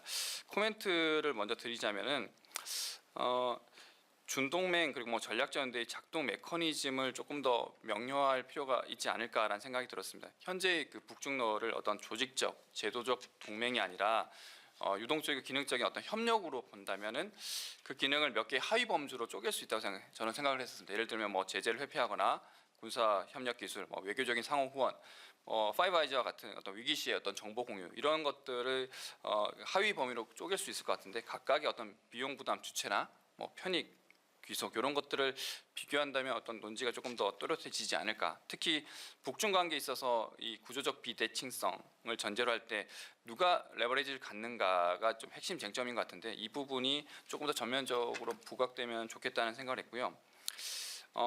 이 억지와 위기관리 그 처방을 조금 레이어 계층화를 좀 더 정교하게 했으면 좋겠다는 생각을 했었습니다. 그러니까 발표문에서는 한미일 협력 기조를 유지하고 어떤 실행 허브로서의 역할, 뭐 협력 TF나 MSMT 활용 같은 것들을 얘기해 주셨고 중러를 상대로 한 어떤 전략 커뮤니케이션이나 1.5 트랙 전략 대화 등 다양한 처방을 제시해 주셨는데요. 제언을 조금 더 완성도를 높이려면은 즉시 실행 가능한 어떤 저비용 조치랑 조건이 충족 시에만 뭐 가능한 어떤 고위험 조치로 구분을 해서 상호 모순되는 그 위험, 뭐 억지 신호가 약화되거나 뭐 위기 관리 신호가 강화되는 이런 관리 방식으로 조금 더 구분해 주시는 게 좀 분명하게 와닿는 부분이 아닐까라는 생각이 들었습니다. 마지막으로 이건 지역적인 코멘트인데요. 러우 전쟁에서 이제 북한군이 한 1년 동안 약 16,000명이 파병되었던 것들이 이제 논문에서도 나와 있고 각주 사본에서도 사실은 수치가 나와 있는데 사실 이게 뭐 정확하지는 않지만 확인된 사실이냐 추정치냐 아니면 필자 해석이냐 이런 것들이 공식 발표와 뭐 복수 보도 아니면 추정에 따라 좀 편차가 생길 수가 있는데 이런 출처 성격을 조금 더 정리해 주시면은 좋을 것 같다는 생각을 들었습니다. 질문은 이제 3가지 정도로 했는데 이 3자 정상회담의 불발이 중국 측 어떤 제약 동기가 무엇이 핵심이었는지가 제 첫 번째 질문입니다. 그러니까 발표문에서도 뭐 언급해 주셨지만은 중국이 이 본인의 어떤 전승절 기념 행사에서 타국과의 어떤 정상회담이 부각되는 걸 원치 않았을 가능성을 언급하셨는데 그렇다면 김봉민 박사님께서 보시기에 결정적 요인이 국제 행사의 어떤 주도권 관리냐 아니면 어떤 대미 메시지 강도를 조절하는 거냐 아니면 중국이 그 접해 있는 대외 경제 리스크 제재나 뭐 디커플링 같은 것들을 회피하고자 하는 것이냐 아니면 한반도 안정을 선호하는 이 4가지 중에서 어디가 더 가깝다고 생각하시는지가 좀 궁금하고요. 두 번째는 북한은 지금 핵 개발을 통해서 이제 어떤 안보의 국내적 충족을 강화한 상태인데 그렇다면 전통적 동맹의 안보 상호전성은 전 낮아졌다고 생각을 하고 있습니다. 그렇다면 이런 핵 보유가 동맹의 필요성을 줄여서 자율성을 높이는 경로라고 보시는 건지 아니면 제재나 고립을 심화시켜서 경제 외교 의존을 통해서 다른 형태 종속을 낳는 하나의 경로라고 보시는 건지 어느 쪽에 더 무게를 두시는지가 좀 궁금합니다. 마지막 3번째는 러시아 우크라이나 전쟁이 이제 동결, 종전 국면 이렇게 말씀하셨는데 만약 그런 상태로 간다면 북러의 어떤 밀착 지속 조건이 무엇이라고 생각하시는지가 궁금합니다. 제 생각에는 만약에 북러 협력이 지속된다면 핵심 동의는 뭐 군사 기술의 어떤 이전의 그런 관성이나 대미 대서방 공동 전선을 형성하는 어떤 정치적인 효용성, 뭐 대중 협상력 제고 이런 것이라고 볼 수 있을 것 같은데 발표자께서는 어떤 거라고 생각하시는지가 궁금합니다. 이상을 마치겠습니다. 감사합니다. 네, 고맙습니다. 그러면 그냥 순서가 이렇게 마지막이지 가장 덜 중요하다는 뜻은 전혀 아닌 우리 강예석 교수님의 토론을 듣도록 하겠습니다. 감사합니다. 말씀만으로도 배려를 받아서 기분 좋게 시작합니다. 제가 너무 좋아하는 이승열 박사님의 글을 너무 잘 읽었고 많이 배웠습니다. 사실 이런 역사적인 어프로치를 하면 굉장히 많은 자료를 봐야 되고 또 2차 자료를 통해서 그런 것들을 크로스 체크해가면서 꼼꼼하게 봐야 되는데 역시나 이제 이승열 박사님 성품도 댄디하신데 글도 굉장히 잘 정리를 해주셔서 읽으면서도 재밌게 또 유익하게 잘 보았던 시간이었습니다. 특히 최근 2년간의 정리를 잘 해주셨는데 천장현 교수님 말씀하셨지만 이 팔로업을 하면서 따라가기에 너무 지금 정세가 급변하고 있기 때문에 오늘도 뭐 지금 NSS 미국에서 발표한 것들 보면 지금 분석 글들이 막 여기저기서 나왔지만 뭐 그렇다고 해서 뚜렷한 어떤 뭐 진짜 통찰력 있는 뭐가 있다고 느껴지지 않지 손에 잡히지 않는 시국인 것 같거든요. 근데 그런 것들의 어려움들에도 불구하고 박사님께서 지금 굉장히 정리를 잘 해주셨기에 저도 잘 보고 배웠습니다. 일관성 있게 분석 틀을 제시하고 정리를 해주신 것도 인상적이었고 또 최근에 대남 적대시 정책을 북러 관계 밀착, 뭐 전승절 외교 등의 사건들을 전략적 연속성으로 이해될 수 있도록 배치해 주신 것도 굉장히 좋았습니다. 그보다 더 중요한 장점은 아무래도 이 역대 정부의 대북 정책을 비교하고 유형화하려는 구조적인 시도가 있었던 것인데요.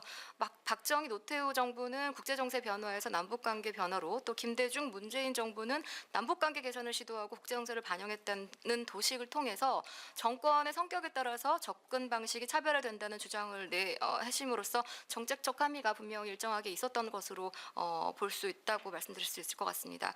또 이제 북한의 최근의 전략 변화도 최신의 변화까지 동향까지 잘 담고 있는데 이 너무 많은 변화가 지금 영내 안보 환경을 동요시키고 있습니다. 뭐 아시겠지만 대만을 둘러싼 중국과 일본의 긴장, 또 핵추진 잠수함 개발 합의에 따른 한미 간의 동맹, 또 여러 가지 뭐 전자권 환수 문제들 뭐 여러 가지 또 있고 남한에서도 핵무장 여론들이 막 득세하고 있고 또 트럼프 행정부 이기에서 NSS의 북한과 비핵화 언급이 없고 막 이런 것들이 지금 우리 정부에 대한 비핵화를 포함한 대북 정책의 어떤 옵션들을 좌표화하기 굉장히 어렵게 만드는데 그런 압력들을 도처에서 창궐하고 있는 시점에서 이런 우리 정부의 정책 방향성을 일정하게 잘 제시해 주신 것 같아서 좋았습니다.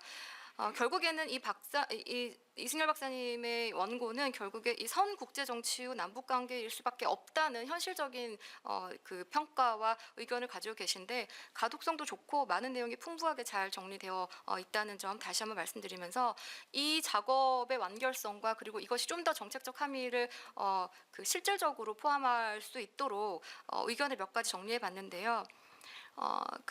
한번 고려해 봐주십사 하는 차원입니다. 먼저 이 분석 틀에 관한 논의입니다. 이 보수 정부가 선 국제 후 남북이고 진보 정부가 선 남북이고 후 그 국제라고 하셨는데 이 도식은 경험적으로도 그렇고 일관성으로도 그렇고 실제 정책 결정의 복합성을 설명하기에는 조금 단순화된 측면이 있지 않나라는 우려가 있는데 김대중 정부에서도 IMF 이후에 국제 환경에 의존한 측면이 분명히 있고 노태우 정부도 마찬가지로 북방 정책의 추진은 국내 정치적 필요와 함께 남북 문제 해결의 의지를 함께 작동시켰던 것으로 보입니다. 오히려 이것들이 복합적으로 가져갔다고 해야 되지 선후 관계가 압도했다라고 보기 어렵지 않나 이런 생각이 들고 문재인 정부에서도 북미 정상회담이라는 국제 정치 변수를 최우선에 둔 것도 마찬가지고요. 그래서 분류 자체는 가독성이 있지만 이 도식화의 단순함이 주는 강점을 살리되 풍부함과 설명력을 높이기 위해서라도 이 분류를 조금 더 정교하게 고민해 주셨으면 좋겠다라는 생각입니다. 뭐 예를 들면 역대 정부의 대북 정책 비교해서 평가 기준을 조금 더 명확하게 제시해 주시는 것도 한 방법일 것 같은데요. 선 국제정치 후 남북관계 혹은 그 역의 관계에서 성공과 실패의 기준이라든지 정책적 효과라든지 혹은 국내 정치 혹은 국제정치의 요인이라든지 그것의 상대적인 비중이라든지 하는 것들을 조금 더 명확하게 앞에 제시를 해주시면 분석 결과가 좀 더 선명하게 효과적으로 드러날 수 있지 않을까라는 생각을 해봤습니다. 다음으로 분석의 내용에 관련한 것인데요. 북한 전략의 변화 분석은 사실 구조적이기보다는 이 앞에 내용들이나 뭐 이렇게 표현하기는 좀 그렇습니다만 독립 변수들은 굉장히 구조적이고 국제 정치적인 거에 반해서 북한의 정세 전략이나 이런 내용들은 굉장히 그 지도자 인식에 치우쳐져 있는 듯한 서술이 많았습니다. 물론 박사님께서 지금 우리 세미나에서 발표해 주신 것들은 굉장히 국가 중심의 행위자로 표현을 해주셨지만 이 글 자체에서는 어떻게 보든 김정은의 위협 인식이라든지 발언의 변화, 외교적 수사 이런 것들이 한정되어 있기 때문에 발표해 주신 내용들을 이 글을 조금 더 보완을 한다면 이게 좀 더 설득력이 있지 않을까라는 생각이 드는데요. 실제 김정은의 권력 집중에 따른 정책 결정의 독재적 성격은 인정이 되지만 외교 관계는 지도자 개인만의 의사로 작동되는 것도 아니고 또 북한이 아무리 그렇다고 해도 우리가 그렇게 믿으면 우리가 너무 할 정책적 옵션이 줄어들기 때문에 우리의 옵션을 확장하기 위해서라도 조금 더 그 분석 단위를 좀 확장해 주시는 거 좋지 않을까 이런 생각을 해봤습니다. 특히 이제 글에서는 나타나지 않는 관점이 아까도 발표에서는 좀 많이 드러난 것 같은데 어쨌든 국제 체제의 구조적인 측면 또 중러 접근의 전략적 이해 북한 내부의 경제 상황의 경직성, 뭐 권력구조의 세습화와 후계구도가 가지는 국내 정치적 관성의 문제 이런 것들이 북한의 적대적 두국가론 등을 포함하는 이 남북관계 대남 적대시 그 정책에 있어서 북한 입장을 어떻게 변화시켰는지 김정은의 국한된 어떤 그런 변화들이 아니라 국내 정치적인 어떤 압력들에 대해서도 조금 더 고민해 주신다면 왜냐하면 문제를 정확하게 파악해야지 그거에 대한 대응책도 늘어날 수 있기 때문에 그런 부분들을 조금 더 고민해 주시는 게 좋지 않을까 생각해 봤습니다. 또 내용적 측면에서 또 그 한 가지 더 고민이 되는 부분이 이 남북관계 절연이라는 것이 결국에는 북한 측의 안보 환경의 배경에 집중해서 제시되고 남한의 국내 정치 변화가 관계에 미친 설명은 거의 없는 것 같거든요. 그러니까 왜냐하면 남북관계는 상대가 있는 관계고 북한이 어떤 결정을 할 때 우리만 제외하고 다른 외부적인 변수에 의해서만 변한다고 하는 것도 어폐가 있는 것 같아요. 근데 우리는 굉장히 중요하고 아주 극단적이고 그런 정치적 변화를 경험하고 있었는데 이런 것들이 과연 북한 지도자를 포함한 북한 정치의 대남 정책에 그 영향을 주었던 부분들은 어떻게 있었는지 이런 것들은 전혀 영향을 미치지 않았다고 생각하시는 거 좀 궁금하고요. 이 남북관계 다층성은 결국에는 김정은 개인의 인식을 포함해서 남한의 국내 정치적 변수와 국제 정치적 환경이 복합적으로 작용한 결과라고 보여지는데 그 해법도 그렇기 때문에 북미 관계 이후라는 내용보다는 방향성은 분명하되 그 내용은 좀 더 복합적이고 풍성하게 접근해야지 설명력이 높아질 것 같다라는 생각이 듭니다. 그래야지 우리 정부의 옵션이 그나마라도 좀 기회 공간이 생길 수 있지 않을까라고 생각되기 때문입니다. 마지막으로 결론과 관련한 부분입니다. 앞에서 제가 말씀드린 것의 연장인데요. 지금은 북미 관계 이후에는 움직일 수밖에 없다는 식으로 지금 결론이 지어졌는데 사실 맞는 말씀이죠. 그게 현실적이고 사실 어떻게 보면 우리의 한계일 수밖에 없고 그게 맞는 말씀인데 그럼에도 불구하고 그게 너무 그 옵션이 단순화되고 좀 어쩌면 이른 포기가 아닌가라는 우려가 됩니다. 뭐 앞에서도 뭐 홍석훈 박사님도 말씀해 주시고 교수님 다 말씀해 주셨지만 결국에는 우리가 앞서서 나가서 모든 것들을 키맨으로 움직일 수는 없다고 하더라도 우리가 할 수 있는 것들 해야죠. 저강도 접촉, 다양한 주제를 포괄하는 환경, 보건, 문화와 같은 협상들, 또 위기관리 한라인 보건, 또 국제기구를 통한 간접 협력 이런 것들을 다층화할 수 있는 여러 가지 가능성들이 있는데 너무 배제된 것이 아닌가 이런 생각이 조금 아쉽습니다. 그래서 당연히 북미 관계가 잘 돼서 남북 관계를 전격적으로 획기적으로 추동할 수 있고 변화시킬 수 있으면 좋겠지만 진짜 만에 안에 아무것도 안 되고 남북관계가 할 수 있는 그런 여지를 북미관계에서 우리가 찾지 못할 가능성도 배제하기 어려운데 만약에 북미관계가 개선이 안 됐을 때 생각하시는 정책적 옵션이 있으신지에 대해서도 질문드리면서 토론을 마치겠습니다. 감사합니다. 고맙습니다. 제가 1991년 6월 달에 박사학위 논문을 디펜스 학위를 받고 그해 12월에 세정연구소에 입사하려고 면접 시험을 봤거든요. 그때 면접 질문이 뭐였냐면 북한 핵 문제에 대해서 어떻게 생각하십니까? 였어요. 그러니까 제 커리어는 북한 핵 문제로 시작을 했는데 제가 2년 전에 정년 퇴직을 했습니다. 근데 북한 핵 문제 아직도 안 끝났어요. 그래서 제 커리어는 북한 핵으로 시작해가지고 그래서 제가 지금 나이로는 정년 퇴직을 했지만 이걸 문제를 못 놓고 이렇게 사회도 보고 내일 발표도 합니다, 사실은. 핵 문제 보니까 이런 생각이 드는데 제가 세 분한테 공동 질문 하나 드리고 그러고 나서 다시 이제 시간을 드리겠습니다. 저는 북한이 핵실험하기 전까지는 이게 어떻게든 막아야 된다. 북한이 핵을 갖게 되면 한반도 전략 환경이 달라진다라는 생각을 했는데 일단 가져버렸단 말이죠. 가져버렸으니까 있는 거 없는 거를 갖지 못하고 막는 건 이건 디터런스에 해당하는 건데 있는 걸 얻게만 하는 건 이렇게 강제거든요. 더 어려운데 이걸 어떻게 그러니까 쉬운 것도 못 풀었는데 더 어려운 거 어떻게 할 것이냐. 그런데 지금까지 항상 비핵화가 항상 모든 게 정책의 전제 조건이었단 말이죠. 그럼 남북관계 하지 말자는 소리랑 마찬가지라는 생각을 했었어요. 그래서 이번에 사실 END 하면서 D가 맨 뒤로 갔길래 차라리 잘 됐다는 생각을 했는데 두 가지입니다. 하나는 비핵화는 불가능합니다. 그러니까 이게 뭐냐면 내가 핵이 있다는 거는 증명할 수 있어요. 봐라 여기 있잖아 보여주면 되는데 북한이 핵을 비핵화하겠다 해놓고는 핵 없다 입증을 할 수가 없습니다. 이게 알리바이가 안 되는 거거든요. 그렇기 때문에 북한이 정상 국가가 되지 않으면 비핵화가 안 되는 겁니다. 그러니까 북한이 비핵화를 하면 정상화를 하겠다. 이건 안 되는 거니까 오히려 논리적으로 맞습니다. 정상화를 먼저 해야 비핵화를 할 수가 있다 하더라도 또 하나는 아까 우리 이승엽 박사님한테 좀 묻고 싶은데 북한이 핵 국가로서의 존재를 인정받는 게 그렇게 중요할까라는 생각이 드는데 러우 전쟁을 보면서 많은 사람들이 그러지 않습니까? 우크라이나가 1990년대에 핵을 포기하지 않았으면 이번에 러시아의 공격을 억제를 할 수 있었을까? 모르죠. 그럴 수도 있겠지. 그거는 뭐 가상사실 카운터 팩츄얼이니까.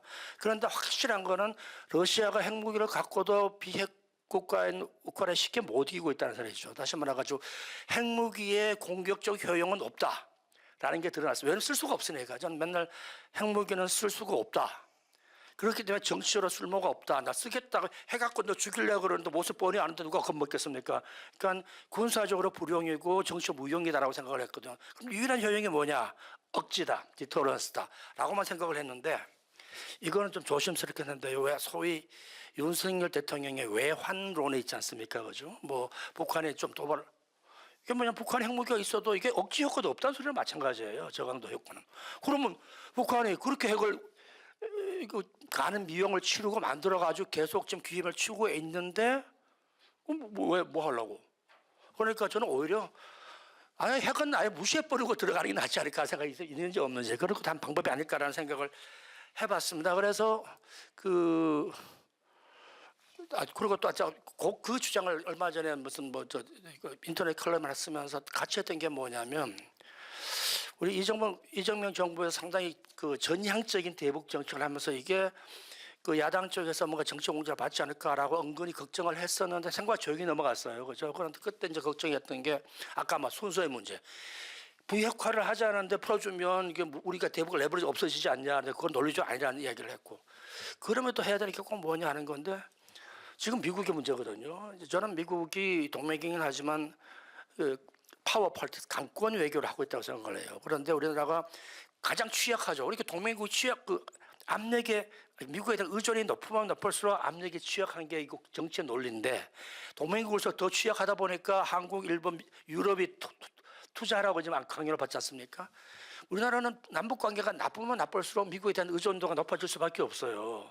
그래서 미국하고는 어렵게 관세 협상도 해야 되고 투자 협상 해야 되는 와중에 우리가 입지가 약하면 어려운데 북한 관계를 좀 개선을 해야만 미국에 대한 의존도가 낮아지고 그럼 그쪽으로 오히려 그래서 저는 이런 생각 미국한테 우리가 남북 관계 다리를 놔줄 테니까 잘해봐라라는 게 별로 좋은 방법이 아닐 것 같다는 생각이 들어요. 그래서 이제 우리 통일부나 혹은 국정원 쪽에서 독자적으로 남북 관계의 채널을 계속 꾸준히 이런 식의 제가 니네 핵 갖고 있어봐 소용도 없다. 비핵화하라는 거 이게 어떻냐면 칼 듣고 있는 벌벌 떨고 있는 게 보고 야 칼 내려 그러면 내가 대화할게 그러면 그럴수록 더 이런 친구들이거든요. 야 너 칼 아무 신경을 써 괜찮아 나 태권도가 20단이야 아직 그러면서 대화하는 게 오히려 나을 수도 있다는 생각이 들어요. 그래서 그런데 아까 말씀드렸듯이 생각 밖으로 그런 남북 관계에 대한 이념적인 대결이 핫하지 않은 걸 보면서 지금쯤 우리가 그런 대화를 한번 해볼 때가 되지 않았을까 하는 생각이 들더라고요. 그래서 그런 생각은 우리 세 분께서 어떻게 생각하시는지 한번 말씀드리면서 지금 한 15분 정도 남았으니까 세 분께 각 5분 정도로 각 하신 질문하고 제가 이제 말씀드린 좀 고개를 들으시면 좋겠습니다. 일단 송 교수님부터. 네, 김태현 선생님 감사합니다. 김태현 회장님께서 말씀하신 내용들은 정말 이게 하두로 나와야 될 내용들인데 어떻게 대답을 해야 될까요? 잘했으면 제가 대통령실을 갔겠죠. 네, 그건 굉장히 생각이 좀 많고 또 치열한 논쟁이 필요한 사항들이 아닌가 생각이 들고요. 먼저 김태현 선생님 회장님께서 말씀하신 맨 끝으로 돌리고 이제 천자연 교수님께서 말씀하신 내용들을 정말 좋고요. 제가 정리하면서도 느꼈던 부분들을 꼭꼭 집어서 얘기해 주셨는데 감사합니다. 좋은 의견입니다.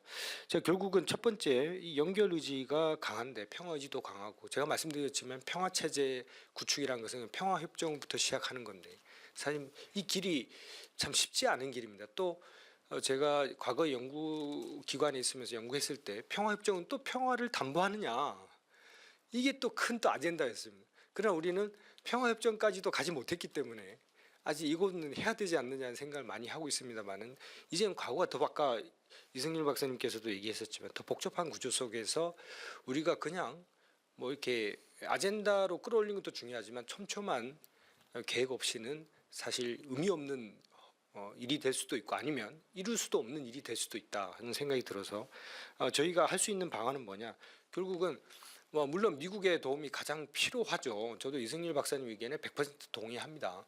그러나 미국이 동의 안 해줄 때는 어떻게 할 거냐는 문제가 또 생기게 되죠. 그래서 제 시급한 문제는 첫 번째 질문이 바로 대하천을 복원에 있다고 봅니다.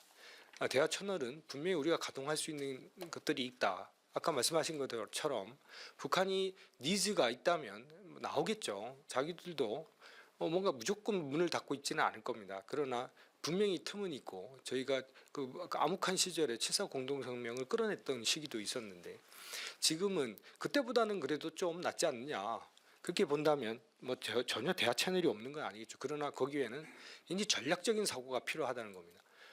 그냥 말로만 하는 것이 아니라 북한이나 중국 같은 우리 옆에 국가들 되게 전략적이거든요.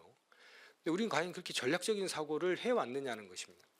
그러니까 이걸 단기적으로 끝내는 것이 아니라 또 안 되면 계속 단계별로 로드맵을 만들어야 된다는 것이죠. 그럴 바에는 지금 가장 시급한 것은 바로 대하천을 복원이라고 봅니다.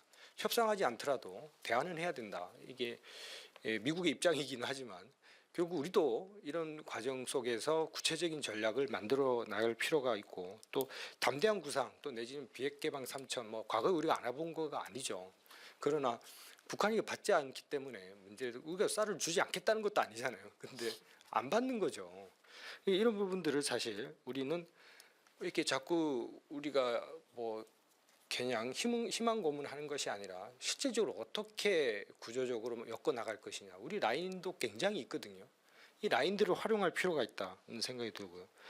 또 지금의 당장 보여준다고 해도 북한이 반응 안 할 겁니다. 북한 니즈가 여기에 있지 않기 때문이죠. 그렇다면 결국은 미국과의 평화협정, 이게 가장 중요한 내용이겠죠.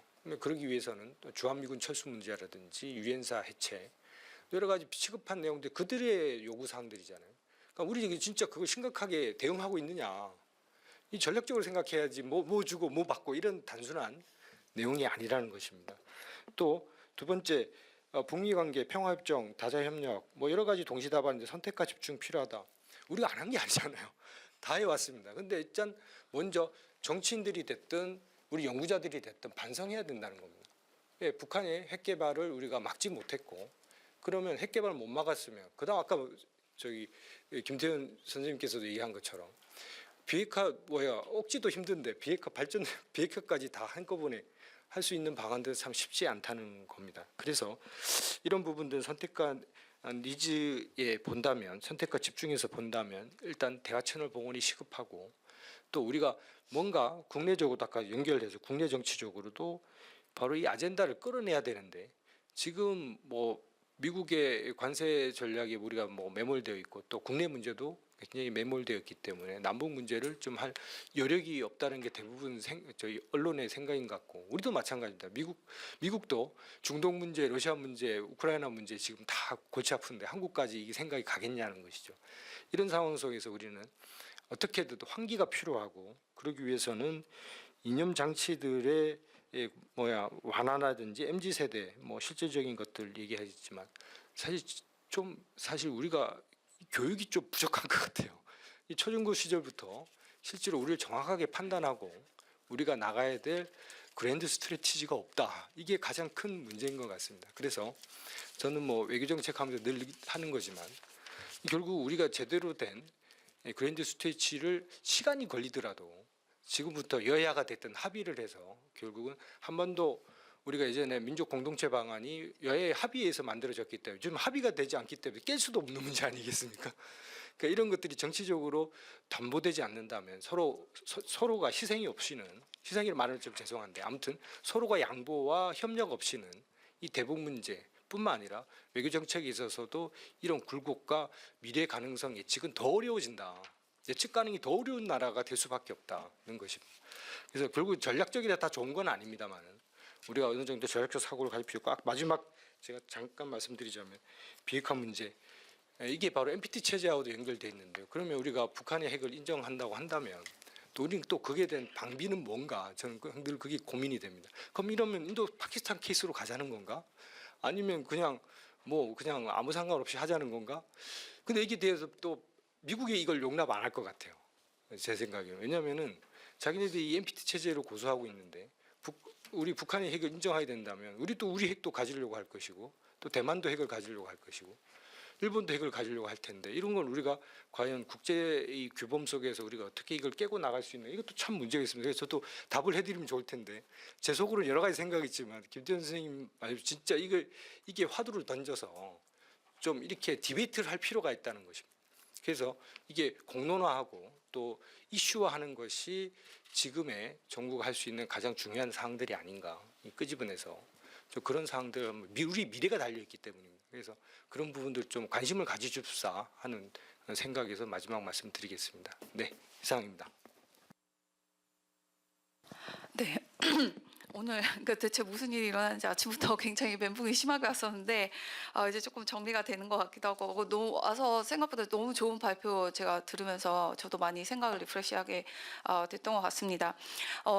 사실 제가 이거를 글을 약간 개조식으로 썼었는데 반드시 서술식으로 써야 되는 줄 알고 주주주주 이렇게 쓰다가 그래서 사실 쓰고 나서 오늘 제가 이 자리 발표하면서 처음 봤어요. 이 글을 다시 보게 발표는 처음 봤는데 어쨌든 이런 허접함에도 불구하고 너무 고견을 주셔서 제가 강성철 박사님께 다시 한번 감사드린다는 말씀을 드리고 그리고 답변을 드리도록 하겠습니다. 다른 거 아니고 그 파병 인원에 관해서는 이미 국정원 브리핑이 다 나와서 언론에 나온 거라 그거는 이제 신문에서는 좀 쉽게 찾아보실 수 있을 것 같고요. 이제 첫 번째 질문에 대해서 3자 정상회담에 중국의 어떤 제약 동기를 말씀해 주셨는데 말씀해 주신 네 가지가 다 타당성이 어느 정도 있지만 이거는 무엇보다 중국의 국내 행사입니다. 중국의 국내 행사에서 그 다른 어떤 모임이 더 부각되는 거는 중국 자체가 원하지 않았을 것이에요. 그래서 80주년 국내 행사임을 이거 굉장히 강조하기 위해서 전승절을 강조하기 위해서 그래서 가능성이 굉장히 크고 미국에 대해서도 물론 의식했을 가능성이 있습니다. 짧게 하고 또 이제 넘어가도록 하겠습니다. 두 번째 질문에 답을 드리자면 군사 경제 다 동맹을 활용하는 분야에서 동맹 활용하는 거는 다 중요합니다. 사실 북한이 지금 8차 당대회, 9차 당대회 사실 7차 당대에서도 이미 경제 분야는 5개년 계획에 들어갔죠. 그래서 지금 8차 당대에서는 경제, 군사 5개년 계획에 다 들어갔습니다. 아마 9차에서 또 다시 들어갈 거예요. 그래서 경제, 군사 다 중요하고 이 과정에서 중국, 러시아의 도움 다 절실히 필요할 거라고 저는 생각을 하고 있고요. 특히 이제 재래식 핵 병진 노선을 이미 김정은이 예고를 했습니다. 9차 당대에 있을 거라고 얘기를 했고 저는 제가 개인적인 연구에 전 북한 군사 연구를 하는 사람이라서 개인적인 궁금증이라고 하면은 러우 전쟁에 파병을 한 것이 결국에 북한의 밀리터리 이노베이션, 군사 혁신을 불러일으킬 것인가? 이게 참전을 했다는 게 평시의 혁신인가? 아니면 혹시 전시의 혁신인가? 이런 혁신을 불러일으킬 것인가 하는 점입니다. 그래서 아마도 플랫폼에 있어서의 어떤 대대적인 어떤 변화를 추구를 할 것이긴 하는데 재래식 전력 전반을 어떻게 확장하고 바꾸기는 어려울 것이고 경제적 조건상 또 이런 과정에서 또 경제 분야의 발전도 상당히 중요하겠죠. 그래서 5개년 계획도 잘 수립해 나갈 것인데 아직 중국 상무부가 제재를 해제하지 않았습니다. 그래서 북한의 입장에서는 이 제재 해제 문제는 굉장히 여전히 중요하고 북한 경제에 있어서 자력갱생도 지금 굉장히 중요한 축으로 남아 있습니다. 그래서 이 제재도 해제해야 되고 여러 가지 측면에서 중러에 도움이 굉장히 절실한 편이다. 그리고 북러 밀착 지속 조건 이야기하셨는데 일단 북한이 러시아뿐만이 아니라 중국으로부터 그 양국가로부터 가장 원하는 것은 국제 무대에서 북한의 입장에 대한 이 두 국가의 지지라고 저는 생각을 합니다. 플러스 여러 가지 지원일 텐데 러시아로부터 가장 기대하는 거는 당연히 군사 협력일 것 같고요. 지금 보면은 이제 보도되는 내용에 따르면 러시아의 북한에 대한 어떤 대우가 만족스럽지 않은 점이 있어서 김정은이 불만을 갖고 있다 뭐 이런 보도도 있습니다만은 어쨌든 내년쯤에는 이거를 좀 제도화하고 싶은 김정은 개인적으로는 그런 마음이 있을 것 같아요. 그래서 러시아로부터 뭐 유학이나 어떤 이제 뭐 파병을 통해서 어떤 뭐 외화벌이도 그 중에 일부가 될 수도 있겠지만 어떤 이제 군사적 기술 지원 이런 것들을 조금 확고하게 받으려고 하는 그런 의도가 있지 않을까 이렇게 생각을 하고요. 여전히 이제 러시아는 민감 기술 지원에는 조금 지원을 확보하는 데는 제약이 있는 것 같습니다. 그리고 북한 보시면 올해도 구축함 생산하고 운용을 한 번도 진수식을 거치고 한 번도 운용을 하지 않았습니다. 출항 횟수가 0회고요. 여전히 이제 이 자체적 생산에 조금 이제 주력을 하고 있는 것 같긴 한데 이런 부분에서 러시아의 지원을 필요로 할 거라고 저는 생각을 하고 있습니다. 그리고 네, 그 이제 사회자께서 질문해주신 김태현 교수께서 질문해주신 부분에 대해서는 제가 확고한 답을 뭐라 내리기는 어렵지만 이제 올해에 미국 그 국방장관 헤그세스하고 그리고 트럼프 대통령이 북한을 뉴클리어 파워라고 지칭을 했습니다. 이게 뭐 공식적으로 뭐 인정한 건 아니지만 그리고 이제 특히 에이펙 기점으로 해서 또 다시 트럼프가 뉴클리어 파워라고 북한을 지칭을 했죠. 저는 이게 뭐 북한을 뭐 돈도 어차피 그렇게 부른다고 해서 돈 드는 것도 아니고 북한을 대화의 장으로 끌어내서 뭔가 해보려는 의도가 있었겠지만 결국에는 불발됐더라도 이게 미래의 먼 시점에서 보면 미국이 북한을 암묵적인 핵보복으로 인정하는 어떤 계기의 한 전환점이 됐을 가능성을 저희가 완전히 배제하기는 어렵다. 정책 연구소에서 일하는 사람이라 배제 불가를 항상 입에 달고 사는데 그런 가능성이 저는 있다고 생각합니다. 이제 지금 뭐 정식적으로 우리가 북한을 뭐 핵폭으로 인정하거나 이거는 앞으로도 상당 기간 어려울 것 같습니다. 근데 의도적으로 북한에 대해서 비핵화에 대한 언급을 줄여 나간다거나 이렇게 비공식적으로 뉴클리어 파워라고 지칭하는 이런 행위들을 통해서 이런 과정이 컨센서스를 점점 이뤄나가게 되는 거겠죠. 예, 그리고 뭐 이제 뭐 맨날 뭐 전문가들의 권위자들의 의견을 빌어서 항상 이렇게 얘기하게 되지만 예전에 월츠가 죽기 전에 이제 가장 핵보복이 될 가능성이 높은 국가로 이란을 지목을 했었어요. 물론 이제 북한이 먼저 핵보복이 되긴 했는데 그러면서 쓴 글 중에 이제 나온 이야기가 보면 미국이 뭐라 하면서 절대 핵보복을 되는 걸 막을 수 없다라고 하지만 결국 미국은 새로운 핵보유국과 잘 지내는 방법을 선택했다. 이렇게 정리를 했습니다. 북한에 대해서도 마찬가지일 가능성이 상당히 있다. 특히 파키스탄에 대해서 제재를 가하다가 결국에는 이제 러시아의 소련의 아프가니스탄에서의 그 활동을 막기 위해서 결국 제재를 생션을 리프트한 것처럼 마찬가지로 미국의 입장에서 미국의 국익에 북한이 어떤 정치적인 도움이 된다고 한다면 우리가 이제 북한을 어떤 식으로든 암묵적으로라도 핵폭으로 인정할 가능성을 우리는 무시할 수 없다 이렇게 말씀드릴 수 있을 것 같고 또 한마디 말씀을 드리자면 마지막입니다. 너무 죄송한데요. 아까 이승열 박사님께서 저의 발표에 대해서 코멘트를 주셔서 다른 분들이 말씀하신 것처럼 북미 대화에 의존하는 거 다시 한번 위험하다고 말씀드리겠습니다. 지금 4월에 트럼프가 방중한다고 해서 이런 이제 전망들이 좀 나오고 있는데 사실 4월에 설령 북미 정상회담이 이제 개최된다고 해도 간단한 만남일 가능성이 상당히 높습니다. 그래서 이것을 그리고 반드시 일어난다고 우리가 가정하는 것은 상당히 위험하고요. 그리고 상호적인 조치는 한계가 명확합니다. 이제 원칙적 입장 강조하는 거 중요하지만 변칙적인 것도 우리가 항상 준비가 되어 있어야 된다고 말씀을 드리고 싶고 그리고 미국의 대북 정책을 30년 뭐 이렇게 됐지만 그 비핵화 정책을 보면 굉장히 단순화해서 제가 말씀드릴 수 있는 건지 모르겠지만 일단 미국 대통령 입장에선 그래요. 사실 북한 항상 핵실험했고 항상 미사일 테스트했고 한반도 어찌됐든 미국은 북한한테 양보하지 않은 상태로 그 임기를 대통령이 지나고 나는 게 더 유리하다고 판단할 수도 있어요. 그래서 정말 반드시 미국이 북한과 대화할 가능성이 높다라고 점치는 것은 상당히 위험하다. 이 문제는 어떤 미국 대통령도 해결하지 못했기 때문에 그 다른 대통령이 와서 여기에 대해서 부담을 느낄 필요도 없습니다. 그냥 큰 사건 일어나지 않고 다음 대통령에게 넘기는 것도 하나의 미국의 핵정부 대북 정책일 수가 있다는 거 말씀드리고 그리고 마지막으로 김주애가 단 제1비서가 될 수 있다는 거는 근거가 확실하지 않으면 약간 이런 말씀을 좀 지양해 주시는 게 바람직하지 않을까 생각됩니다. 이상입니다.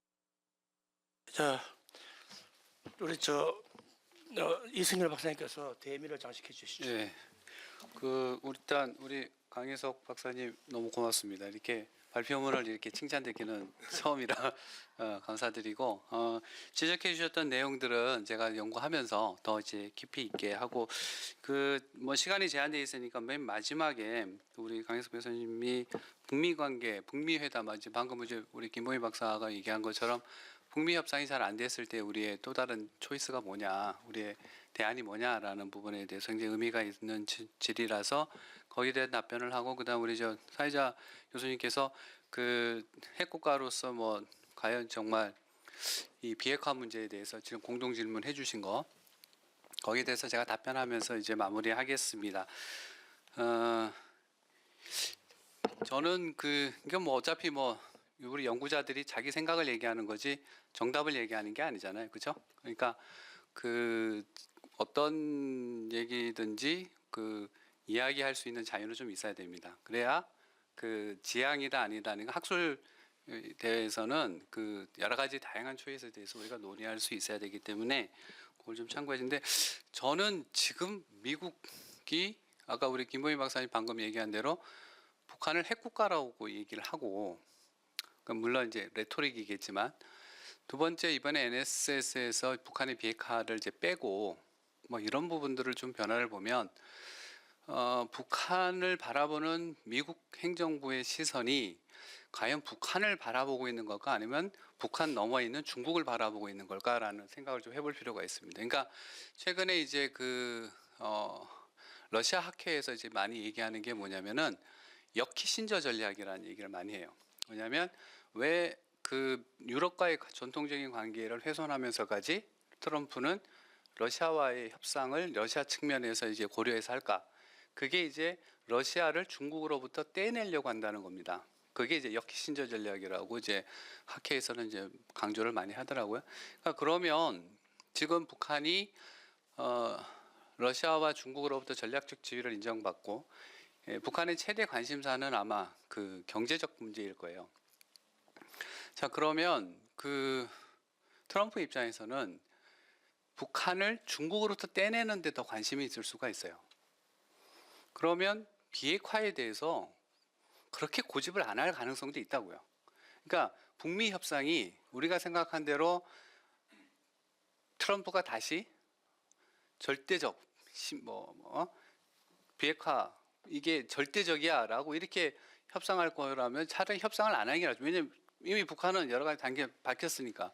그러면 북미 협상의 우리 결과가 지난번 그 하노이 회담 이후로 굉장히 파격적으로 이루어질 수도 있다고요. 즉 미국의 관심사가 북한의 비핵화가 아니라 북한을 중국으로부터 떼내는 게 더 중요하다면, 왜냐하면 미국의 모든 안보 정책이 대중국 견제이기 때문에 미국의 그 정책 담당자들이 발상이전을 하죠. 왜냐하면 북한의 핵은 미국에게 위협이 되지는 않습니다. 이게 동북아의 여러 가지 문제점을 일으킬 수는 있어도 소련이나 중국처럼 러시아나 중국처럼 직접적으로 미국의 안보에 다이렉트하게 그걸 관리하려고 할 수가 없고, 좀 더 아까 저 얘기한 것처럼 미국은 핵국가와 잘 지내는 방법을 잘 알고 있습니다. 그러니까 그런 논리라면 북한에 대해서 미국이 이번에 북미 협상을 진행한다는 것은 상당히 굉장히 우리가 생각하는 것 이상의 것을 생각할 수도 있다라는 점을 저희는 얘기를 상상할 수 있어야 되고요. 두 번째는 우리 정부에서 할 수 있는 것들 중에 사실 우리 정부가 할 수 있는 게 별로 없다라는 것을 인정해야 돼요. 자꾸 할 수 있다고 하니까 하자고 하는데 정책 당국자들 입장에서는 이게 굉장한 곤욕일 거라고요. 각 부처의 그 담당자들이 굉장히 곤욕일 수밖에 없는 거는 이게 북한의 관심을 끄는데 한계가 있다는 걸 알고 있어요. 그래서 잘못하면 우리가 미운 오리 새끼가 될 수도 있거든요. 그러니까 북미 협상이라는 큰 예를 들어서 협상의 장이 다시 서도록 저는 우리 정부가 강력하게 추동하고, 미국이 북한에 대해서 어떤 전략을 갖고 있는지 우리는 알 수 없지만 미국이 기존의 상식을 가지고 접근하지 않을 수도 있거든요. 그렇다면 거기에 대해서 우리가 대비를 해야 된다고요. 그러니까 그런 형태의, 왜냐하면 미국이 그렇게 안 해준다던 핵잠수함 우리 하라고 했잖아요. 하자고 한 거 아니에요? 원잠을 하자고 한 거 아닙니까? 자, 그렇다면 이런 형태로 지금 미국 행정부가 과거 행정부와 다르게 여러 가지 초이스를 지금 확대하고 있으니까 거기에 대한 관심도를 좀 높여서 저희는 좀 준비를 좀 할 필요가 있다. 그래서 너무 비핵화 하고 있는데 이 비핵화가 어쩌면 메인 이슈가 되지 않을 수도 있다라는 거예요. 네, 그런 점을 좀 고려했으면 좋겠습니다. 이상입니다. 예, 고맙습니다. 우리 김보민 박사님 아까 캐리어스 월츠 언급을 하셨는데 월자 그런 말 했지 않습니까? 벌추스 아나키 그러면서 국정치는 툭 말봐도 주먹이 앞서는 동네니까 행동이 조심하지 않을 수가 없다라고 하는데 그러면서 모든 나라가 핵 무기를 갖고 있으면 전쟁이 나면 핵전쟁이 될 테니까 전쟁이 안 일어난다 그랬거든요. 그러니까 북한의 핵을 너무 이제 걱정할 필요가 없다. 이미 있는 거니까 야 그걸 비핵화를 먼저 하거나 나머지 다 하자고 하지 말고 야 그건 나중에 되면 제 생각에는 북한이 핵 갖고 있는 게 부담스러워질 때가 올 거예요. 그러면 오히려 내가 없을 테니까 없다 인정 좀 해주십시오 이렇게 나올 때는 모르겠습니다. 자관 그런 날 오기를 바라면서 다들 수고하셨고요. 고맙습니다. 이상 마치겠습니다. 네.